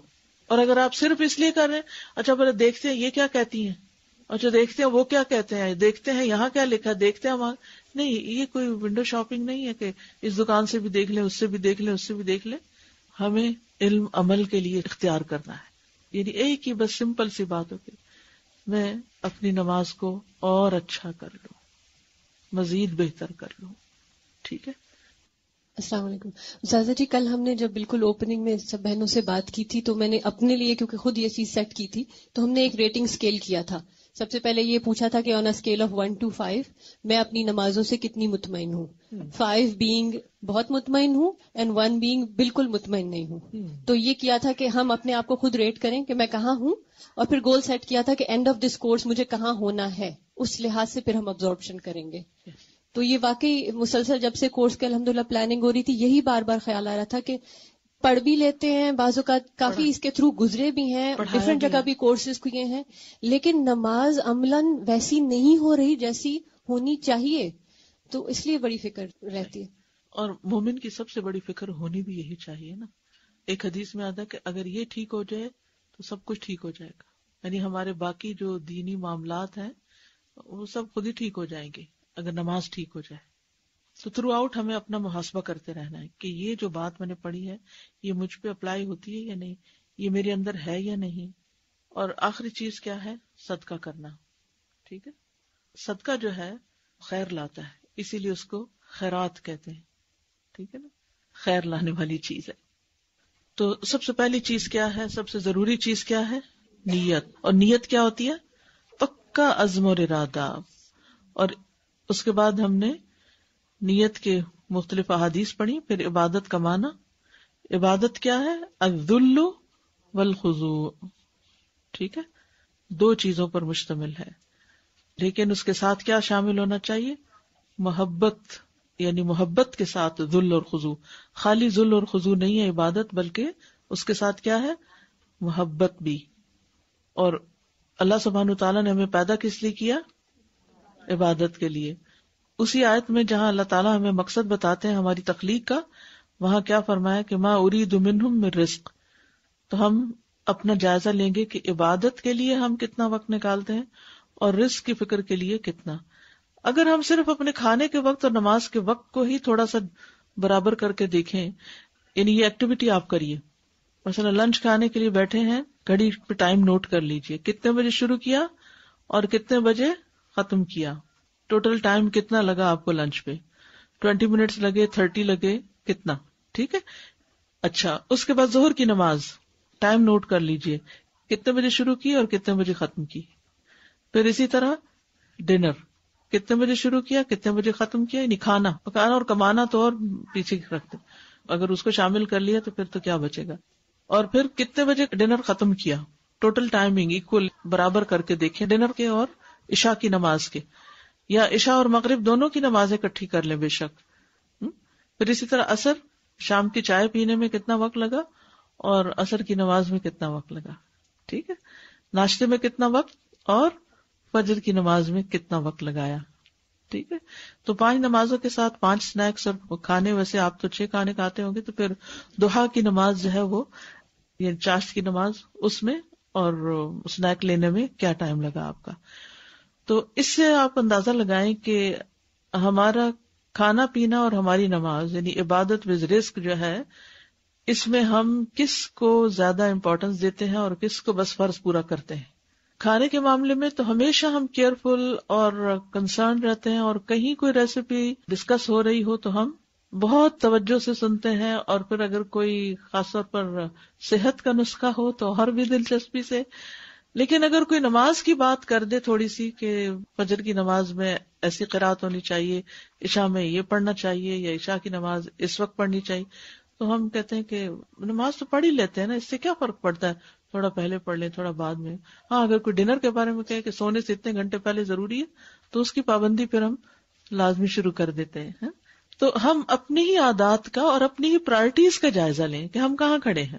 پھر عبادت کا جو سکوپ ہے, عبادت لغت میں الذل والخشوع کو کہتے ہیں, اور شرعن شریعت میں ہی اسم جامع لکل ما یحبہ اللہ ویرضاہ من الاقوال والاعمال الظاہرۃ والباطنۃ, ظاہری دل زبان اور جوارح سے صادر ہونے والے پسندیدہ اعمال, یعنی اللہ سبحانہ وتعالیٰ کے پسندیدہ اعمال, یعنی باطنی اعمال ہو یا ظاہری اعمال ہو, ہر اس چیز کا نام ہے جسے اللہ تعالیٰ پسند کرے اور اس سے راضی ہو. پھر عبادت کا اطلاق 2 چیزوں پر ہوتا ہے, نمبر 1 التعبد اور دوسرا المتعبد بھی. التعبد کا معنی تو ہے عبادت کرنا, ٹھیک ہے, محبت تعظیم اور ذلت اختیار کرتے ہوئے اللہ تعالیٰ کے احکامات پر عمل اور منع کی گئی چیزوں سے اجتناب کرنا, یہ ہے تعبد عبادت. اور متعبد بھی کیا ہے, اقوال اور ظاہری اور باطنی اعمال میں سے ہر وہ چیز جس سے اللہ محبت کرتا ہے اور اس سے راضی ہوتا ہے. ٹھیک ہے. یہ متعبد بھی کہ تھوڑا سا آپ کو کنفیوژن رہتی ہے, لیکن آپ یوں سمجھیے کہ عبادت کس کے ذریعے ہوتی ہے. مثلا نماز کیا ہے, عبادت ہے, اور نماز پڑھنا متعبد بھی یعنی ایک وسیلہ ہے عبادت کا. نماز کیا ہے, مینز ہے, ذریعہ ہے, اس کے ذریعے آپ اللہ کی عبادت کرتے ہیں. یعنی یہ عبادت بھی ہے, تعبد بھی ہے, اور اس کا کرنا, اس کا ایکشن جو ہے یہ متعبد بھی ہی ہے. عبادت کے 3 ارکان ہیں, کمال الحب للمعبود, کمال الرجاء, کمال الخوف من اللہ, والذین آمنوا اشد حبا للہ ویرجون رحمتہ ویخافون عذابہ. سمجھ آ رہی ہے کیا بات ہے؟ یعنی عبادت میں محبت بھی ہے, امید بھی ہے, خوف بھی ہے. پھر عبادت کی 3 اقسام ہیں, قلبی عبادت, لسانی عبادت اور عملی عبادت. قلبی کون سی ہے؟ جیسے محبت, خوف, امید, عاجزی, رجوع کرنا, خشیت, ڈر, توکل اور اس جیسی دوسری عبادات. اور دوسری زبان کی عبادات جیسے اللہ تعالیٰ کی حمد کے کلمات, لا الہ الا اللہ کہنا, تسبیح کرنا, استغفار کرنا, قرآن کی تلاوت کرنا, دعا مانگنا, یہ ساری زبان کی عبادات ہیں. ٹھیک ہے. اب یہ لا الہ الا اللہ کیا ہے, متعبد بھی ہے, اور اس کا کہنا کیا ہے, تعبد ہے. ٹھیک ہے. تیسری قسم اعضاء کی عبادت جیسے کہ نماز پڑھنا, روزے رکھنا, زکوٰۃ, حج, صدقہ, جہاد اور اس طرح کی دیگر عبادات. پھر ایک مقبول عبادت ہوتی ہے اور کچھ غیر مقبول عبادات ہوتی ہیں. مقبول عبادت وہ ہے جو ایک اللہ کی عبادت ہو اس طریقے پر جو اللہ نے مقرر کیا, یعنی اس میں وحدانیت ہو اور مقرر طریقے کے مطابق ہو. اور دوسرے جو غیر مقبول عبادت ہے وہ منافق کی عبادت ہے. کیوں منافق کی عبادت؟ وہ کیسے عبادت کرتا ہے؟ ظاہر میں صرف کرتا ہے, قلب اس کا نہیں ہے ساتھ. کافر کی عبادت کیا ہے؟ اللہ کو چھوڑ کے اوروں کی عبادت کرتا ہے. مشرک کی عبادت کیا ہے؟ اللہ کی بھی کرتا ہے اور اوروں کی بھی کرتا ہے. اور بدعتی کی عبادت کیا ہے؟ منمانے طریقوں سے عبادت کرتا ہے، اپنے خود ساختہ طریقے اختیار کرتا ہے، اس کے پیچھے دلیل نہیں ہوتی، قرآن و سنت کی کوئی چیز نہیں ہوتی. عبادت کے اصول، اس میں سب سے پہلے یہ کہ اخلاص ہو، پھر یہ کہ اسے اللہ نے مشروع کیا ہو، اس کی وضاحت رسول اللہ صلی اللہ علیہ وسلم نے کی ہو، امید اور خوف کے ساتھ عبادت ہو، اور مشروع اوقات اور مقدار کے ساتھ ہو. 4 رکعت کے ٹائم پہ 4 ہی پڑھنی ہے، اور ظہر کے وقت جو ہے اس کے اندر ظہر پڑھنی ہے. پھر بلوغت سے وفات تک عبادت ہو. پھر عبادت میں بندوں کے حالات مختلف ہوتے ہیں، کچھ سبقت کرنے والے جو فرائض کے علاوہ نوافل بھی ادا کرتے ہیں، کچھ درمیانہ رو جو صرف فرائض ادا کرتے ہیں، اور تیسرے نفس پہ ظلم کرنے والے. کیا آپ اپنے آپ کو کہیں پلیس کر رہے ہیں دل میں کہ میں کیا کرتی؟ یہ محاسبہ ہو رہا ہے نا، یہ جائزہ ہو رہا ہے کہ میں کیا کرتی ہوں. میں چاہتی تو ہوں کہ میں سابقون الاولون میں شامل ہو جاؤں، اولئک المقربون میں شامل ہو جاؤں، لیکن حال میرا یہ ہے کہ میں فرض پڑھنے میں بھی کوتاہی کرتی ہوں، نہ ٹائم کی پابندی اور نہ ہی صحیح طور پر اس میں خشوع و خضوع. تو کام ہمارا تیسرے درجے کا 3rd کلاس ہو، اور نتیجہ یا جزا ہم گریڈ اول کی کریں، تو یہ کیسے ممکن ہے؟ عملی کام، روزانہ سبق کے ساتھ ساتھ اپنے لیے عملی کام لکھنا ہے. میں نے آپ سے کہا تھا کہ سورۃ الجاسیہ کی آیت مکمل کریں. کس نے مکمل کی تھی؟ کون پڑھ کے سنائے گا؟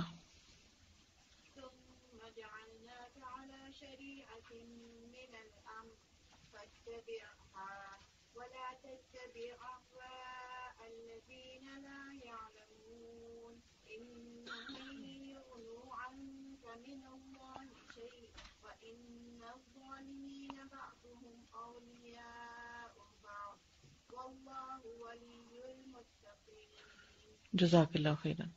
یہ کام کس لیے دیا گیا تھا؟ کہ خود بھی کچھ ڈھونڈنا آئے، ریسرچ کرنا آئے. جب آپ قرآن میں سے کوئی خاص آیت ڈھونڈتے ہیں تو اس کے لیے قرآن پاک اٹھاتے ہیں سب سے پہلے، پھر تو کھولتے ہیں اور پھر اس میں سے پلٹتے ہیں، پھر وہ انڈیکس دیکھتے ہیں. اور جو زیادہ پڑھنے والے وہ انڈیکس نہیں دیکھتے، وہ ڈائریکٹ کھول کے سورت نکال لیتے ہیں اور پھر اس کو گو تھرو کر کے فوراً آیت تک پہنچ جاتے ہیں، اور اگر نمبر ہو تو اور آسانی سے پہنچ جاتے ہیں. میں سوچتی ہوں آج ہم کاموں کو آرگنائز کرنے کے لیے نمبر لگاتے ہیں. ہمارے دین نے کب سے قرآن کی آیات کو نمبر دے کے کتنا ٹیکسٹ کو آرگنائز کر دیا. پھر اسی طرح عملی کام مدرجہ ذیل بھی ہو سکتے ہیں. نمبر 1، آج میں نے کون سی نئی بات سیکھی جو مجھے پہلے معلوم نہ تھی. اس کو آپ اپنے نوٹس کو جب دہرائیں گے تو انڈر لائن کر سکتے ہیں، نئی سیکھی ہوئی باتیں. نمبر 2، میں نے علم اور عمل دونوں میں کیسے آگے بڑھنا ہے. نمبر 3، ہر نئی بات جو مجھے اللہ کے قریب کرے، اس کی معرفت میں آسانی کرے، میں نے اسے الگ سے اپنے لیے لکھنا ہے. جیسے کل کیا الگ سے لکھنے کے لیے بات کی تھی ہم نے؟ دعا. کون سی تھی؟ حضرت عمر رضی اللہ عنہ کی دعا. پھر آج کی کلاس کے بعد میری سوچ، عمل، دل کی کیفیت میں کیا تبدیلی آئی، میری نماز، دعاؤں کو مانگنے اور تلاوت قرآن میں کیا بہتری آئی. یعنی باقی چیزیں تو ٹھیک ہے، لیکن فرض درجے میں جو چیز جو ہوم ورک ہے، مسلسل اپنی نماز کو چیک کرنا ہے کہ کیا اس کورس کے کرتے ہوئے میری نماز میں کوئی بہتری آئی کہ نہیں آئی، آ رہی ہے کہ نہیں آ رہی. کیونکہ یہ اصل ہمارا ٹارگٹ ہے کہ ہم نے اس کورس کے بعد اپنی نمازوں کو کیا کرنا ہے، پہلے سے اور بہتر بنانا ہے. اعوذ باللہ من الشیطان الرجیم، بسم اللہ الرحمن الرحیم. الحمدللہ میں سمجھتی ہوں کہ ابھی تک آپ لوگوں کے جتنے بھی کنفیوژن تھے وہ اتنا اچھا ریویژن ہوا ہے، اور جس طرح سے پارٹیسپیٹ کیا سارے اسٹوڈنٹ استاذہ کے، تو کوئی کنفیوژن نہیں رہ گئی ہوگی. ٹھیک ہے، تو انشاءاللہ آگے چلیں. آپ لوگ 1 ٹائپ کریں.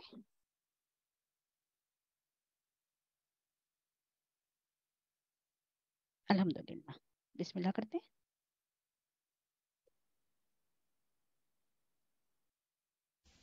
اعوذ باللہ من الشیطان الرجیم. بسم اللہ الرحمن الرحیم.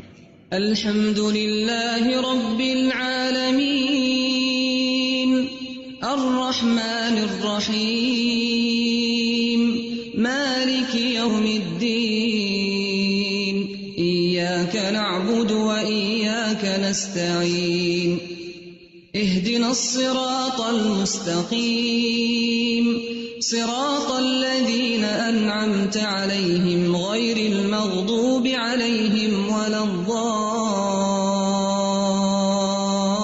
الضالين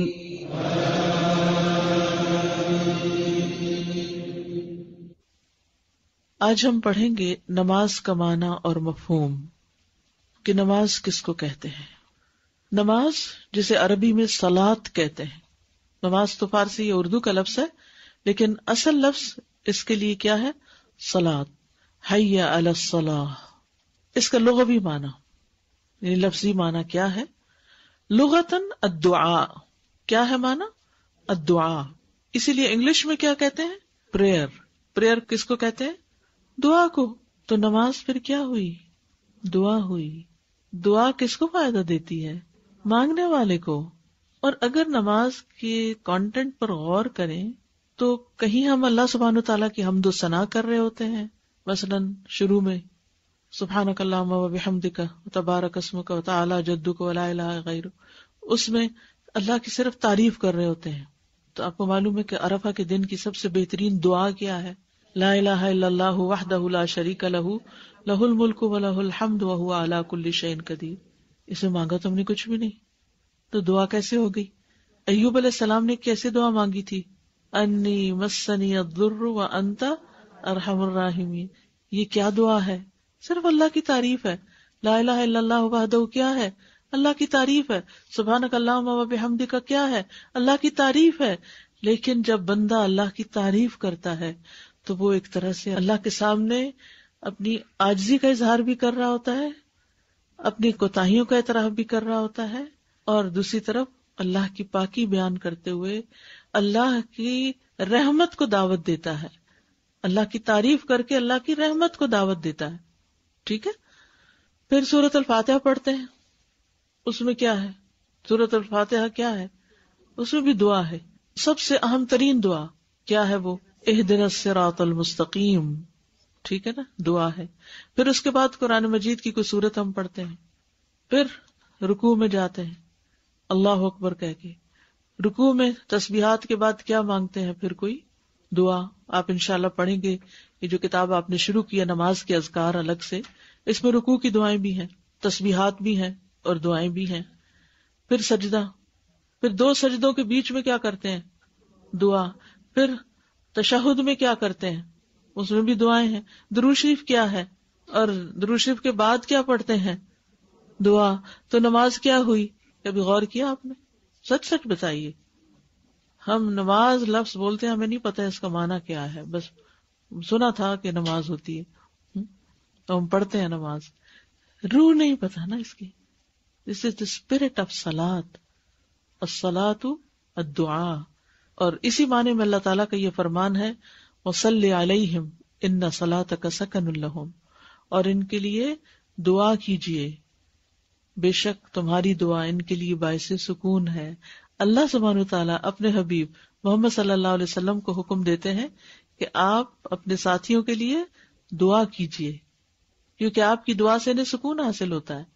تو ہمیں بھی دعا کا کلچر عام کرنا چاہیے، اپنے ساتھیوں کو، اپنے بچوں کو، اپنے پیاروں کو دعائیں دیتے رہنا چاہیے۔ یہاں پھر معنی صلاۃ کا کیا ہوا؟ یعنی ان کے لیے دعا کیجیے، یہ اس کا لفظی معنی ہے۔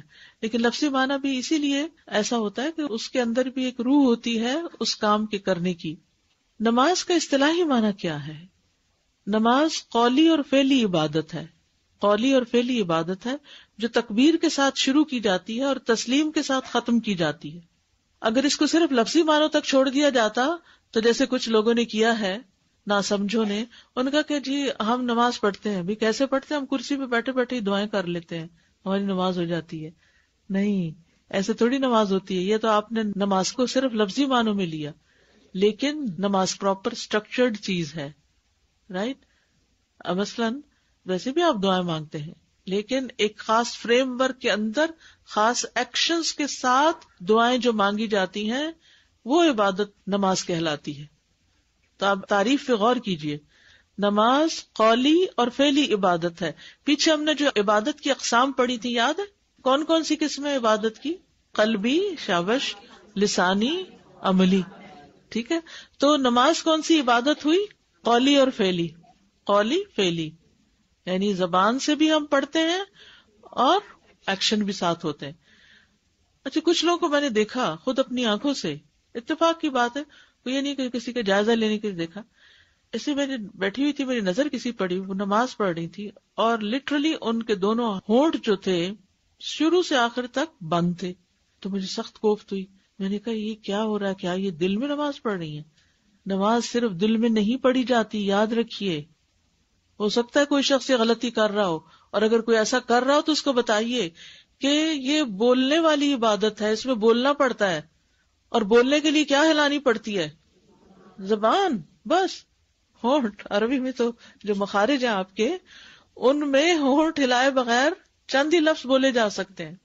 ہاں کچھ لفظ ایسے ہیں جو آپ منہ بند کر کے بھی اندر ہی اندر بول سکتے ہیں صرف زبان ہلا کے، لیکن سارے لفظ نہیں. اب مثلاً لا الہ الا اللہ پڑھیے ذرا، تو پھر لا، منہ کھلے گا کہ نہیں؟ کھلے گا نا. لا، اچھا، محمد، محمد، سارا ہی ہونٹوں کا کام ہے. پھر اسی طرح اگر آپ نماز شروع کریں تو کیا کہتے ہیں؟ اللہ. وہ کھلے گا کہ نہیں؟ بھلا آپ بند کر کے کہیے اللہ اکبر. کیا پڑھ رہے ہیں آپ؟ اور یہ بہت بزرگ خاتون تھی، آلموسٹ 70 ایئرز اولڈ.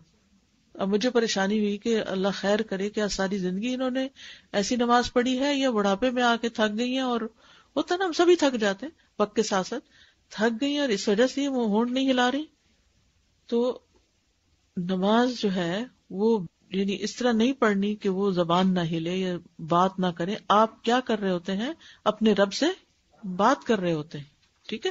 وہ جیسے آتا نا کہ کسی بزرگ کا قول ہے کہ جب میں چاہتا ہوں کہ اپنے رب سے کلام کروں تو میں نماز پڑھنے لگتا ہوں، اس میں اپنے رب سے بات کرتا ہوں. اور جب میں یہ چاہتا ہوں کہ رب مجھ سے بات کرے تو میں قرآن پڑھتا ہوں، کیونکہ وہ رب کا کلام ہے. ٹھیک ہے. تو نماز جو ہے یہ قولی عبادت ہے اور فعلی عبادت بھی ہے کہ اس میں ایکشن ضروری ہیں، اور ایکشن اسی طرح ہوں گے جس طرح ہمیں سکھائے گئے ہیں. اور اس کا آغاز کہاں سے ہوتا ہے؟ تکبیر اللہ اکبر سے، تکبیر تحریمہ جس کو بولتے ہیں، اور تسلیم یعنی السلام علیکم ورحمۃ اللہ، اس کے ساتھ ختم ہو جاتی. تو تکبیر اور تسلیم کے بیچ میں زبان اور جسم کے جو کام ہے اس پر مبنی یہ عبادت نماز کہلاتی. ٹھیک ہے. اللہ اکبر. کہتے ہیں کہ کچھ لوگ جلدی میں تکبیر بھی نہیں بولتے، بس ہاتھ اٹھا کے نماز شروع کر دیتے ہیں. تو یہ کمیاں ہیں نا نماز میں. ابھی انشاءاللہ آگے آپ پڑھیں گے جو نماز کے طریقے، تو اس میں آپ کو پتہ چلے گا کہ کچھ چیزیں اگر ہم نہ پڑھیں تو نماز ہی نہیں ہوتی. وہ نماز کے ارکان ہیں لیکن ہمیں کسی نے بتایا نہیں. ہم نے اپنی مرضی سے پک اینڈ چوز کر لیا، جو دل چاہا وہ لگا لیا، جو نہیں دل چاہا چھوڑ دیا. تو اس لیے کتنا ضروری ہے کہ ہم سب اپنا جائزہ لیتے رہیں. ٹھیک ہے. اب قرآن میں نماز کے مختلف معنی آئے ہیں. ٹھیک ہے. نمبر 1 نماز بمانا دعا، جیسے یہ آیت ہم نے پہلے پڑھی، وَصَلِّ عَلَيْهِمْ إِنَّ صَلَاتَكَ سَكَنٌ لَهُمْ. نمبر 2 بمانا استغفار، وَمِنَ الْأَعْرَابِ مَن يُؤْمِنُ بِاللَّهِ وَالْيَوْمِ الْآخِرِ وَيَتَّخِذُ مَا يُنْفِقُ قُرُبَاتٍ عِندَ اللَّهِ وَصَلَوَاتِ الرَّسُولِ. اور بدویوں میں سے کچھ وہ ہیں جو اللہ اور یوم آخرت پر ایمان رکھتے ہیں، اور جو کچھ خرچ کرتے ہیں اسے اللہ کے ہاں قربتوں اور رسول کی دعاؤں کا ذریعہ سمجھتے ہیں. تو صلوات الرسول یہاں دعا کے معنوں میں بھی ہے، اور خاص طور پر جو اس کی وضاحت کی گئی ہے وہ صلوات الرسول سے مراد الدر المنثور ایک تفسیر کی کتاب ہے، اس میں انہوں نے اس کا معنی کیا بتایا کہ زکوٰۃ اور صدقہ دینے والوں کے لیے بخشش مانگنا، کیونکہ آگے آتا ہے نا کہ یہ قربت کا ذریعہ ہے، اور صدقہ کیا گناہوں سے پاک کرتا ہے، اس لیے اس کو یہاں استغفار کے معنوں میں لیا گیا، ورنہ دعا کا معنی بھی ہے اس میں. ٹھیک ہے. رسول کی دعاؤں کا ذریعہ سمجھتے ہیں، لیکن کون سی دعا؟ خاص طور پر بخشش کی دعا. واضح. تیسری بمانا ثنا، تعریف، ان اللہ وملائکتہ یصلون علی النبی، بے شک اللہ اور اس کے فرشتے نبی پر صلاۃ بھیجتے ہیں، درود بھیجتے ہیں. اب یہ کیا ہے؟ بندے جب صلاۃ کا لفظ بولے وہ تو دعا مانگتے ہیں، تو اللہ سبحانہ وتعالیٰ کے لیے صلاۃ کیا ہے؟ پھر کیا اللہ کو دعا مانگنے کی ضرورت ہے؟ نا اس میں نہیں. وہ کیا ہے پھر؟ تعریف.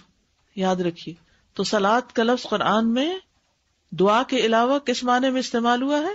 تعریف. اے لوگو جو ایمان لائے ہو، آپ پر صلاۃ بھیجو اور سلام بھیجو، خوب سلام بھیجنا. تو اسی لیے ہم پھر اس کے جواب میں کیا کہتے ہیں؟ اللہم صلی علی محمد. تو اس میں بھی کئی دفعہ میں نے لوگوں سے پوچھا اس کا معنی بتا دیجئے درود کا، یا درود بھیجنا کیا ہوتا ہے، کوئی پتہ نہیں تھا کہ کیا ہوتا ہے. یعنی جب ہم کہتے ہیں اللہ درود بھیجیے یا صلات بھیجیے محمد صلی اللہ علیہ وسلم، تو کیا بھیجیے، کیا کیجیے؟ یعنی آپ کی تعریف. اس کا معنی ہے اللہ تعالیٰ کے اپنے رسول پر صلات بھیجنے سے مراد اللہ سبحانہ وتعالیٰ کا فرشتوں کے پاس آپ کی تعریف کرنا. اور فرشتوں کی صلات کیا ہے؟ دعا کرنا. سمجھ آئے؟ تو صلات بمعنی ثنا. اچھا، اگر ہم صلات کو ثنا کے معنی میں لیں تو نماز میں یا دعا ہوتی ہے یا کیا ہوتی ہے؟ ثنا ہوتی ہے. ثنا کس کو کہتے ہیں؟ تعریف کو. اب کنیکٹ کر رہے ہیں؟ سمجھ آ رہی ہے آپ کو لفظ صلات اور ہمارا ایکشن جو صلات کا ہوتا ہے اس میں؟ یعنی یہاں ہم صلات نماز جو پڑھتے ہیں اس میں کیا کرتے ہیں؟ دعا کرتے ہیں یا پھر ثنا کرتے ہیں، تعریف کرتے ہیں. ہم اللہ کی تعریف بیان کرتے ہیں. اور اللہ سبحانہ و تعالیٰ جب نبی صلی اللہ علیہ وسلم پر صلات بھیجتے ہیں تو آپ کی تعریف کرتے ہیں. ٹھیک ہے، کہاں کرتے ہیں؟ ملأ اعلی میں. هو الذی یصلی علیکم وملائکتہ لیخرجکم من الظلمات الی النور وکان بالمؤمنین رحیما. وہی ہے جو تم پر صلات بھیجتا ہے، اور یہاں یہ بمانا رحمت اور مہربانی کے ہے. هو الذی یصلی علیکم، اور اس کے فرشتے دعا کرتے ہیں اللہ تعالیٰ سے رحمت کی، تاکہ وہ تمہیں اندھیروں سے روشنی کی طرف نکال لائے، اور وہ ایمان والوں پر نہایت مہربان ہے. تو اسی لیے صلات کا ایک معنی مہربانی بھی ہے. ٹھیک ہے. اولئک علیہم صلوات من ربہم ورحمۃ واولئک ھم المہتدون. یہ وہ لوگ ہیں جن پر ان کے رب کی طرف سے کئی مہربانیاں ہیں. صلوات کا معنی مہربانیاں، رحمتیں، اور بڑی رحمت ہے، اور یہی لوگ ہدایت پانے والے ہیں. کون ہے یہ؟ جو مصیبت کے وقت انا للہ پڑھتے ہیں. تفسیر القرطبی میں ہے اللہ کے اپنے بندے پر صلات بھیجنے سے مراد دنیا اور آخرت میں اس سے درگزر کرنا، یعنی معاف کر دینا، اس پر اپنی رحمت اور برکت کرنا، اس کو شرف بخشنا ہے. اور رحمت کو 2 بار بیان کیا گیا، صلوات اور رحمت، کیونکہ معنی میں تاکید اور اس کو پختہ طریقے سے ادا کرنے کے لیے مختلف الفاظ لائے جاتے ہیں. یعنی ایک ہی بات کو جب بہت تاکید سے کہنا ہو تو ایک لفظ نہیں، 2 اور 2 سے زائد بعض اوقات. جیسے مثلاً اگر آپ چاہتے ہیں کہ ایک شخص دوسرے کو معاف کر دے، جیسے اللہ تعالیٰ میں قرآن مجید فرماتے یا ایھا الذین آمنوا، اور پھر واعفوا واصفحوا ان من ازواجکم واولادکم عدوا لکم فاعفوا واصفحوا واغفروا. یہاں 3 لفظ آ گئے، کہیں 2 اور کہیں 3. یہ 3 لفظ ایک ہی بات کے لیے آئے ہیں، تھوڑے تھوڑے فرق کے ساتھ. کیوں آئے ہیں؟ تاکید کے لیے. ٹھیک ہے. تو صلات کا ایک معنی کیا ہو گیا پھر؟ رحمت، مہربانی. ٹھیک ہے. پھر ہے صلات کا ایک معنی قرات، کیونکہ نماز میں ہم کیا کرتے ہیں؟ قرات کرتے ہیں. یہ آپ لفظ دیکھ رہے ہیں کیسے لکھا ہوا ہے؟ بعض لوگ الف کے اوپر حمزہ ڈال کے اس کو کیا پڑھنا شروع کر دیتے ہیں؟ قرات. ہمارے استاد نے بتایا تھا اس کا معنی ہوتا ہے اونٹ کی خارش. جی، قرات. تو قراءہ ہے یہ لفظ، قرأت نہیں ہوتا. تو بمعنی قراءہ. اس کے لیے دلیل کیا قرآن مجید میں؟ وَلَا تَجْهَرْ بِصَلَاتِكَ وَلَا تُخَافِتْ بِهَا وَابْتَغِ بَيْنَ ذَلِكَ سَبِيلًا.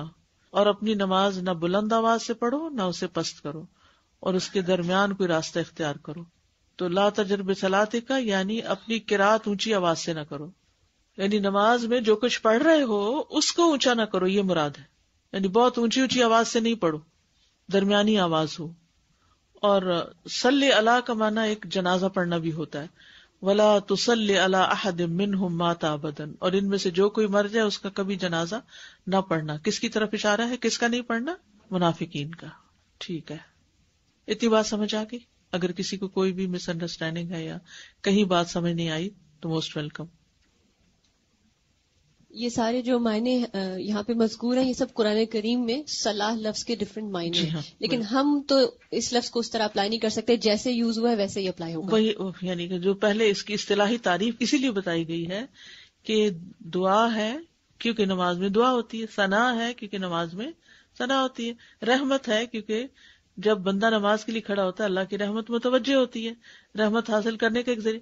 یہ ساری چیزیں نماز لفظ سے کنیکٹڈ تو ہیں، لیکن اصل میں نماز وہی ہے جو قولی اور فعلی عبادت ہے جس کا آغاز تکبیر سے اور اختتام تسلیم پر ہوتا ہے.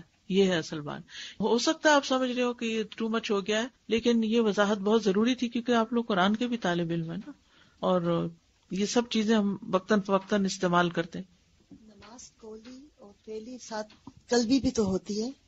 قلب اگر نہ بھی حاضر ہو تو نماز ہو جاتی ہے. اچھا ہے تو صحیح، لیکن اگر یہ شرط لگا دی جاتی کہ جس کا دھیان گیا کہیں اور اس کی نماز ہی نہیں تو پھر مشکل ہو جاتی. تو اس لیے یہ ہمارے اوپر رحمت کرتے ہوئے قلب اس میں شریک تو ہے، وہ مطلوب ہے، وہ اس کی تحسین ہے، لیکن اگر دھیان ادھر ادھر ہو بھی گیا تو نماز ہو گئی. چلیے آگے چلتے ہیں. قرآن مجید میں نماز. السلام علیکم ورحمۃ اللہ وبرکاتہ. جی بتائیے، آگے چلیں، ہم بھی آگے چلیں. آپ لوگ 1 ٹائپ کیجئے. آپ کو سب سمجھ آ رہا ہے؟ الحمدللہ. نماز کے دیگر نام، یعنی نماز کے لیے لفظ صلاۃ بھی آیا ہے، لیکن کچھ اور لفظ بھی نماز کے لیے استعمال ہوئے ہیں قرآن میں. مثلا یا ایھا الذین آمنوا اذا نودی للصلاۃ من یوم الجمعۃ فاسعوا الی ذکر اللہ. تو نماز کو کیا کہا گیا قرآن میں؟ ذکر، کیونکہ نماز میں ہم کیا کرتے ہیں؟ اللہ کا ذکر کرتے ہیں. نماز کے لیے ایمان کا لفظ بھی آیا ہے. سورۃ البقرہ میں آتا ہے وما کان اللہ لیضیع ایمانکم، اور اللہ کبھی ایسا نہیں تھا کہ تمہارا ایمان ضائع کر دے. یہ اس کانٹیکس میں نا جب قبلہ کا رخ مڑ گیا تو لوگوں کو فکر ہوئی کہ جنہوں نے اس طرف نماز نہیں پڑھی تو ان کی نمازوں کا کیا ہوگا، تو کہا گیا کہ نہیں، اللہ ان کی نمازیں ضائع نہیں کرے گا. تو نماز ایمان ہے، نماز کے بغیر ایمان ہی ناقص ہے. ٹھیک ہے. پھر نماز کے لیے قرآن کا لفظ بھی آتا ہے. نماز کے لیے قرآن کا لفظ بھی، ان قرآن الفجر کان مشہودا، بے شک فجر کا قرآن ہمیشہ سے حاضر ہونے کا وقت رہا ہے. تو قرآن الفجر سے مراد نماز فجر بھی ہے. ٹھیک ہے. امام مجاہد کہتے ہیں کہ قرآن فجر سے مراد نماز فجر بھی ہے. تب کتنے لفظ ہو گئے؟ ذکر، ایمان، قرآن. قنوت کا لفظ بھی ہے. امن هو قانت آناء اللیل ساجدا وقائما، کیا وہ شخص جو رات کی گھڑیوں میں سجدہ کرتے ہوئے اور قیام کرتے ہوئے عبادت کرنے والا ہے. تو قانت سے مراد یہاں نماز پڑھنے والا ہے، یعنی جو رات کے وقت سجدے اور قیام کرتا ہے. تو یہ سجدے اور قیام کس میں ہوتے ہیں؟ نماز میں. نماز کے لیے رکوع کا لفظ بھی آتا ہے قرآن میں. وَأَقِيمُوا الصَّلَاةَ وَآتُوا الزَّكَاةَ وَارْكَعُوا مَعَ الرَّاكِعِينَ، نماز قائم کرو اور زکوٰۃ دو اور رکوع کرنے والوں کے ساتھ رکوع کرو. یعنی اس میں رکوع جو ہے ایک سینٹرل پوائنٹ ہے، یعنی آدھا حصہ ہم قیام کرتے ہیں اور آدھا حصہ نیچے سجدہ یا پھر جلسہ ہوتا ہے ہمارا، اور ان دو کے بیچ میں کیا ہے؟ رکوع ہے. وَارْكَعُوا مَعَ الرَّاكِعِينَ کہہ کے پوری نماز، یعنی جز بول کے کل مراد ہے. ٹھیک ہے. آپ کو معلوم کہ وہ گھوڑا جو ریس میں اول ہے اس کو مسلی کہتے ہیں. ریس والے گھوڑے ہوتے ہیں نا، اور جو سب سے آگے نکل جاتا ہے تو اس کو مسلی کہتے ہیں. مسلی وہ پنجابی والا مسلی نہیں، وہ بھی پتہ کیا ہے، وہ بھی اصل میں نمازی لوگ تھے. غریب لوگ زیادہ نماز پڑھتے، ان کا نام ہی مسلی پڑ گیا ایک حکارت سے. خصوصاً پنجاب میں جو گاؤں وغیرہ ہیں اس میں 2 طبقے ہوتے ہیں، یا چودھری ہوتے ہیں تو یا کمی ہوتے ہیں. تو جو چودھری ہوتے ہیں وہ عام طور پر دین سے کافی دور ہوتے ہیں، ان کے اندر ایک خاص قسم کی نخوت ہوتی ہے، وہ سمجھتے ہیں یہ ہمارا کام نہیں. تو جو کمی وغیرہ ہوتے ہیں وہ کچھ دین کی طرف ہوتے ہیں. جو مسجد کا امام وغیرہ ہوتا ہے اس کو بھی وہ اسی طرح سال کے گندم تقسیم کرتے ہیں جیسے باقی کمیوں کو، جن موچی نائی وغیرہ کو دیتے ہیں نا کچھ حصہ، تو ایک حصہ اس کو بھی دے دیتے ہیں کہ یہ بھی ہمارا کمی ہے، یعنی ہماری مسجد کی جنازے وغیرہ پڑھا دیتا ہے یہ کچھ. لیکن ان کو اچھا نہیں سمجھتے، اسی لیے تو مولوی کا مذاق اور مولوی کو ایک گھٹیا چیز سمجھنا. چاہے وہ نماز میں جنازہ نکاح وغیرہ کراتے لیکن اس کا وہ سٹیٹس نہیں ہے. یہ ایک عمومی بات کر رہی ہوں، جس کی وجہ سے جو لوگ بھی پھر دنیا کی طرف جاتے ہیں وہ پھر دین کو کم تر لوگوں کا کام سمجھ کے اس سے الوف رہتے ہیں، دور رہتے ہیں کہ ہم کوئی کمی ہے یا ہم ان جیسے مسلیوں کی طرح ہو جائے. حالانکہ مسلی آپ دیکھیں نماز پڑھنے والا. تو بہرحال عربی میں تو مسلی وہ گھوڑا ہے جو ریس جیت جائے. تو ہماری بھی کامیابی کا انحصار کس پر ہے؟ ریس تبھی جیتیں گے جب نماز پڑھیں گے. بہرحال ورکعوا مع الراکعین ای صلوا مع المصلین، اس کا معنی ہے نمازیوں کے ساتھ نماز پڑھو. وَإِذَا قِيلَ لَهُمُ ارْكَعُوا لَا يَرْكَعُونَ، جب ان سے کہا جاتا ہے کہ رکوع کرو تو رکوع نہیں کرتے، جھک جاؤ جھکتے نہیں. تو اس کا کیا مطلب ہے کہ انہیں ایسے کھڑے کھڑے کہا جاتا ہے جھک جاؤ؟ نہیں، اس سے مراد ہے نماز پڑھنے کو جب کہا جاتا ہے تو وہ نماز نہیں پڑھتے. ٹھیک ہے، تو یہاں رکوع نماز کا ایک صرف رکن ہے، لیکن جز بول کے یہاں پوری نماز مراد لی گئی ہے. امام مجاہد کہتے ہیں کہ ارکعوا کا معنی ہے نماز پڑھو، لا یرکعون کا معنی ہے وہ نماز نہیں پڑھتے. نماز کے لیے سجدے کا لفظ بھی ہے. فسبح بحمد ربک وکن من الساجدین، پس اپنے رب کی حمد کے ساتھ تسبیح کرو اور سجدہ کرنے والوں میں شامل ہو جاؤ. تو سجدہ بھی نماز کا ایک اہم رکن ہے. ٹھیک ہے. الذی یراک حین تقوم وتقلبک فی الساجدین، یہ ساجدین کون ہے؟ نمازی، نماز پڑھنے والے، مصلین. ٹھیک، یہاں تک کوئی بات آپ کہنا چاہیں؟ یہ جو ہے نا قرآن میں کہ فجر کی قرآن میں فرشتے حاضر ہوتے ہیں، ڈز اٹ مین دا نماز اٹ سیلف، اور کیا فجر کے بعد قرآن پڑھنا چاہیے؟ دونوں چیزیں ہیں اس میں. نماز فجر میں جتنی لمبی قرات کی جاتی ہے کسی اور نماز میں نہیں. نبی صلی اللہ علیہ وسلم اندھیرے میں نماز شروع کرتے تھے اور روشنی ہو جاتی تھی جب فجر کی نماز مکمل ہوتی. کہنے کو 2 رکعتیں ہیں، آگے انشاءاللہ تفصیلات آپ پڑھیں گے کہ کیا کیا پڑھتے تھے. مثلا جمعہ کے دن پہلی رکعت میں سورۃ السجدہ اور دوسری میں سورۃ الدہر پڑھا کرتے تھے، یہ عام معمول تھا. اب آپ دیکھیے کہ اگر آپ واقعی رتل القرآن ترتیلا کر رہے ہیں اور فجر کی 2 رکعتوں میں یہ 2 صورتیں پڑھ رہے ہیں، اگر قسمت سے زبانی یاد ہے تو کتنی لمبی نماز ہو جائے گی. اور وہ حدیث بھی یاد کیجئے جس میں آتا ہے کہ جو ملائکہ ہیں وہ فجر اور عصر کی نماز میں اپنی ڈیوٹی بدلتے ہیں. اس وقت رات کے فرشتے، نائٹ شفٹ والے اور دن کی ڈیوٹی سنبھالنے والے دونوں اکٹھے ہوتے ہیں. وہ فرشتوں کے اجتماع کا وقت ہے. تو مشہودہ حاضری کا وقت ہے. کس کی حاضری ہے؟ فرشتوں کی حاضری.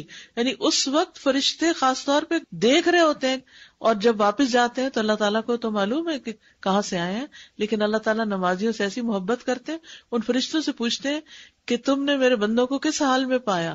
کہتے جب ہم گئے تھے تو بھی نماز پڑھ رہے تھے، جب چھوڑ کے آئے تب بھی نماز پڑھ رہے تھے. تو عصر کا وقت اور فجر کا مراد ہے. عصر کا وقت چھوٹا سا ہوتا ہے، فجر کا وقت طویل ہوتا ہے، اور عصر کی قرات سری ہوتی ہے، فجر کی قرات جہری ہوتی ہے. تو اس میں دیر تک قرات کی جاتی ہے. ہمارے ہاں عام طور پر رواج ہے مصحف کھول کے بیٹھ کے پڑھنے کا، کیونکہ ہمیں حفظ نہیں ہوتا، یا ہم نے نمازوں میں بس قل اللہ ہی پڑھنی ہوتی ہے. لیکن سب سے افضل قرات وہ ہے جو نماز کے اندر کی جائے. ٹھیک ہے، تو اگر کوئی شخص نماز میں لمبی قرات کر لیتا ہے تو ایک طرح سے اس کی قرات اس دن کا ورد یومی ہو جاتا ہے.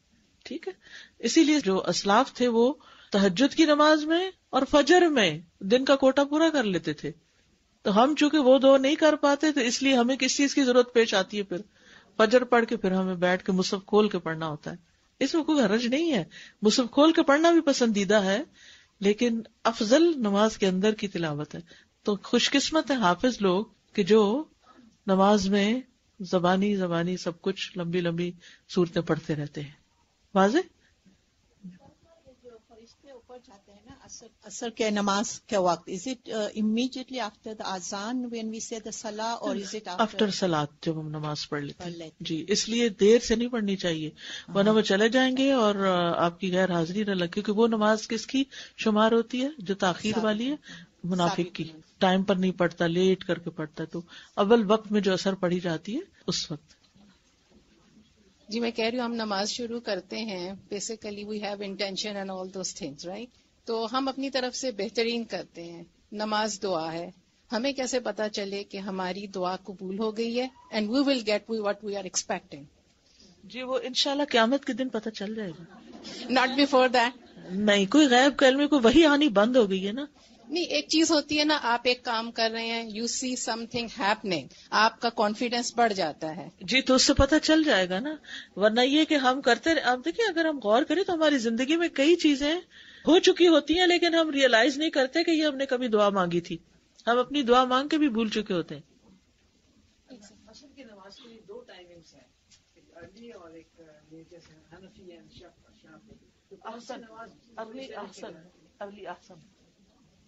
سر میرا کل کے سلسلے میں ایک کوشچن ہے. مسجد میں جب نماز پڑھتے ہیں اور گھر میں نماز پڑھتے ہیں تو مسجد میں ذرا زیادہ خشوع ہوتا ہے, زیادہ وہ کوئی یعنی دکھاوے کی نماز تو نہیں ہے؟ وہ تو آپ کے دل کو پتا ہونا چاہیے کہ دکھاوے کی ہے یا نہیں, دوسرا تو کوئی نہیں بتا سکتا. اول وقت کیا ہوتا ہے, مطلب دیکھیں نا جب اذان دی جاتی ہے تو مسجد میں اسلامک فائنڈرز کی ایپ ڈال لیجئے, اس سے جو ہی وہ اس میں آواز آئے گی یا نوٹیفیکیشن آئے گا تو آپ اٹھ جائیے نماز کے لیے. چلیے آگے چلتے. اب ہم پڑھیں گے نماز کی فرضیت. اس کی کیا دلیل ہے کہ نماز فرض ہے؟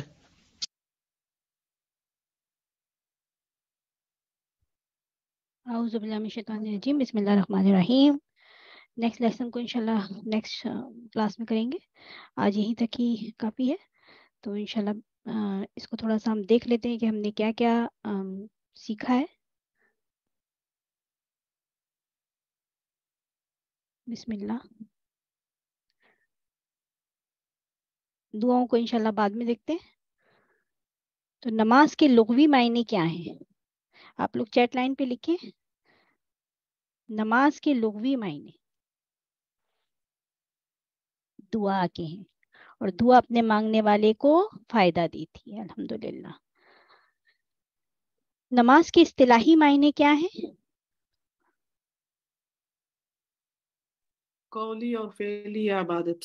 ٹھیک ہے, قولی اور فعلی عبادت جو تکبیر سے شروع ہوتی ہے اور تسلیم پر اختتام ہوتا ہے اس کا. قولی اور فعلی عبادت. گڈ سسٹر ناز. قرآن میں نماز کے مختلف معنی کون کون سے آئے ہیں؟ قرآن میں نماز کے مختلف معنی کے لحاظ سے کون کون سے ہیں؟ ایک تو دیگر ہیں جو قرآن میں آئے تھے, دیگر کی بات نہیں کر رہی, جو پہلے والا ہم نے سیشن کمپلیٹ کیا تھا. نماز بمعنی دعا, ٹھیک ہے, نمبر 1. نمبر 2 نماز بمعنی استغفار, ٹھیک ہے, اور پھر نماز بمعنی ثنا, تعریف, اور پھر ٹھیک ہے تعریف ہو گیا. نماز بمعنی مہربانی, رحمت, گڈ ماشاءاللہ.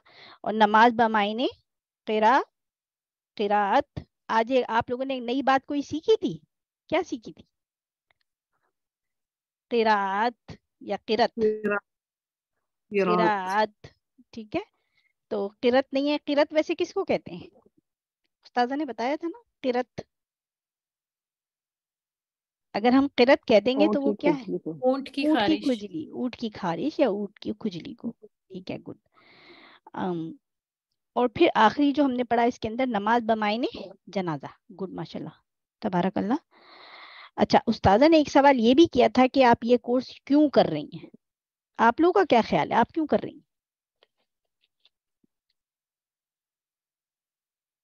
نماز کو بہتر بنانے کے لیے اور اللہ کے ساتھ اپنا تعلق مضبوط کرنے کے لیے. گڈ ماشاءاللہ. نماز کو بہتر بنانے کے لیے, اللہ سبحانہ و تعالیٰ کے ساتھ اپنا تعلق مضبوط کرنے کے لیے, اور میں نے علم اور عمل دونوں میں کیسے آگے بڑھنا ہے. کیسے بڑھیں گے آپ لوگ؟ ٹو چیک اور نماز. گڈ ماشاءاللہ سسٹر رقیہ, گڈ.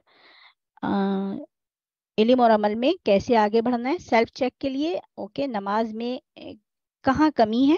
گڈ, ٹھیک ہے. اپنی نمازوں کو درست کرنا ہے, اور پھر جو علم سیکھا ہے اس کو آگے پہنچانا ہے اور عمل میں لانا ہے. ٹھیک ہے, نماز اچھی ہوگی تو عمل اچھا ہوگا. گڈ ماشاءاللہ sister Iram, well done. Sister Zainab, علم کو عمل میں ڈھالنا ہے. گڈ ماشاءاللہ. سسٹر رفت, استقامت کرنی ہے. الحمدللہ. اللہ مبارک. رفت شکور, عمل کرنا ہے. گڈ جی, الحمدللہ. ہر نئی بات جو مجھے اللہ کے قریب کرے, اللہ کی معرفت میں اضافہ کرے, اسے الگ سے اپنے لیے لکھنا ہے. آپ لوگ لکھیں گے سب؟ انشاءاللہ بالکل لکھیں گے. جیسے استاذہ بھی بتائی تھی نا کہ انہوں نے اپنی ایک ڈائری بنائی ہوئی ہے, وہ اپنی باقاعدہ ڈائری بھی لائی تھی ساتھ میں نا. سبحان اللہ.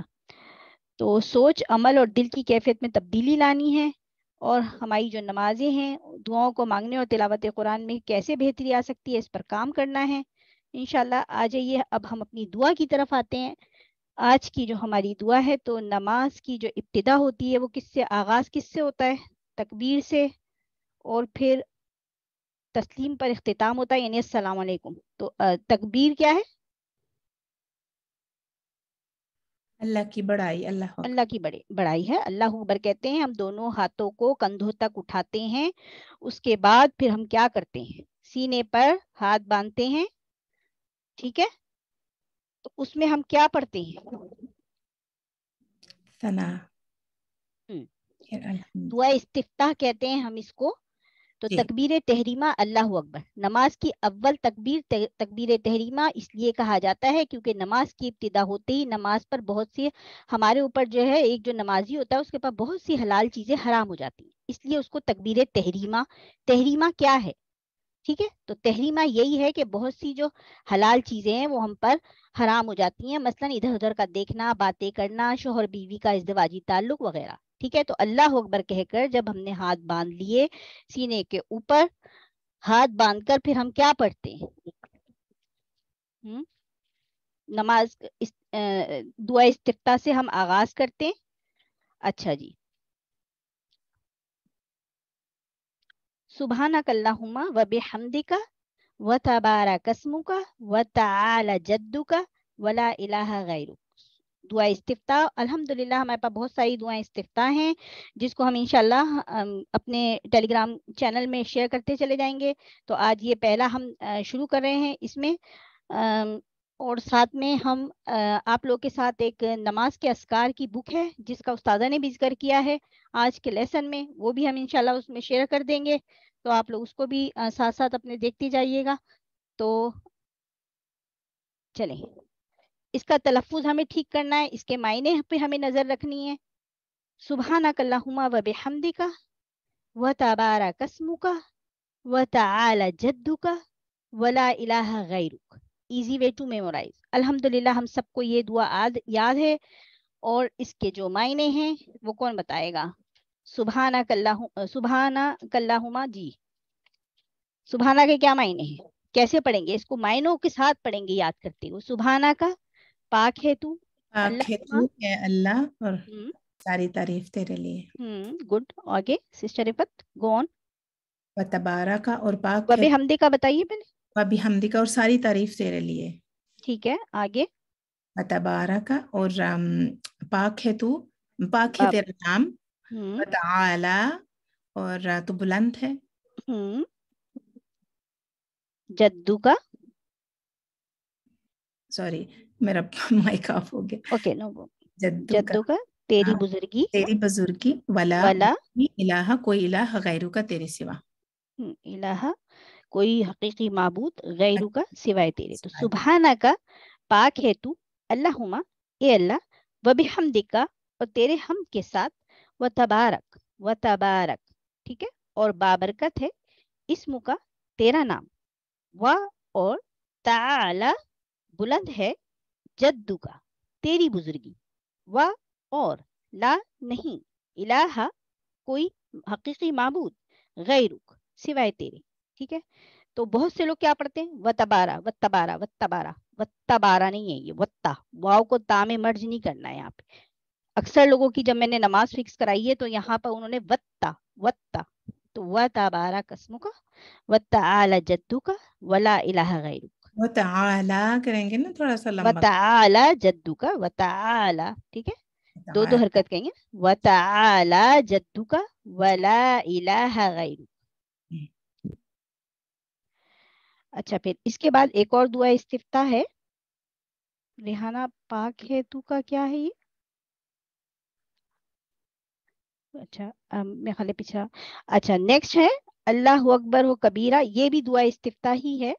अल्लाहु अकबर हो कबीरा वल्हम्दुलिल्लाहि कसीरा व सुब्हानल्लाहि बुकरतम व असीला। तर्जुमा है, अल्लाह बहुत बड़ा है, सब बड़ाई उसी के लिए है और बहुत सारी तारीफ उसी के लिए है, अल्लाह ही पाक है। सुबह शाम की दुआओं में भी हम ये दुआ पढ़ते हैं, और ये दूसरी दुआ इस्तिफ्ताह है। तो हम जितनी दुआ इस्तिफ्ताह बदल बदल के पढ़ेंगे अल्हम्दुलिल्लाह, तो उतना ही हमें नमाज में मज़ा आएगा पढ़ने में। तो अभी ये कौन पढ़ेगा आगे, कोई भी पढ़ सकता है आगे, अपना माइक खोले। अल्लाहु अकबर कबीरा वल्हम्दुलिल्लाहि कसीरा व सुब्हानल्लाहि बुकरतम व असीला। اور ماشاءاللہ سسٹر الله أكبر كبيرا والحمد لله كثيرا وسبحان الله بكرة وأصيلا. گڈ الحمدللہ. تو رسول اللہ صلی اللہ علیہ وسلم نے فرمایا یہ کلمات کہنے والا کون ہے؟ لوگوں میں سے ایک آدمی نے کہا میں یا رسول اللہ. آپ صلی اللہ علیہ وسلم نے فرمایا مجھے اس پر تعجب ہے کہ اس کے لیے آسمان کے دروازے کھول دیے گئے ہیں. ابن عمر رضی اللہ تعالیٰ عنہما کہتے ہیں کہ جب سے میں نے رسول اللہ صلی اللہ علیہ وسلم کو یہ کہتے سنا تو کبھی ان کلمات کو نہیں چھوڑا. ٹھیک ہے، تو بہت اچھی دعا استفتاح ہے. تو انشاءاللہ آپ لوگوں میں سے کوئی اور بھی پڑھنا چاہے تو موسٹ ویلکم. کوئی نہیں؟ چلیں ہم ایک دفعہ جو ہے وہ ان دعاؤں کو دونوں کو ریویژن کر لیتے ہیں اور سب اپنا مائک کھول لیں اور سب پڑھیں. ٹھیک ہے، چلیں بسم اللہ. سبحانك اللهم وبحمدك وتبارك وتعالى جدك ولا إله غيرك. Next one. الله أكبر كبيرا والحمد لله كثيرا سبحان الله بكرة وأصيلا. الحمدللہ. چلیں الحمدللہ یہیں پر ہمارا ٹائم فنش ہوا ہے ہماری کلاس کا. اور یہ تمام دعائیں آپ لوگوں کے ساتھ ٹیلی گرام چینل میں انشاءاللہ شیئر کر دی جائیں گی. سبحانک اللہم بحمدک اشہد ان لا الہ الا انت استغفرک واتوب الیک. السلام علیکم ورحمۃ اللہ وبرکاتہ.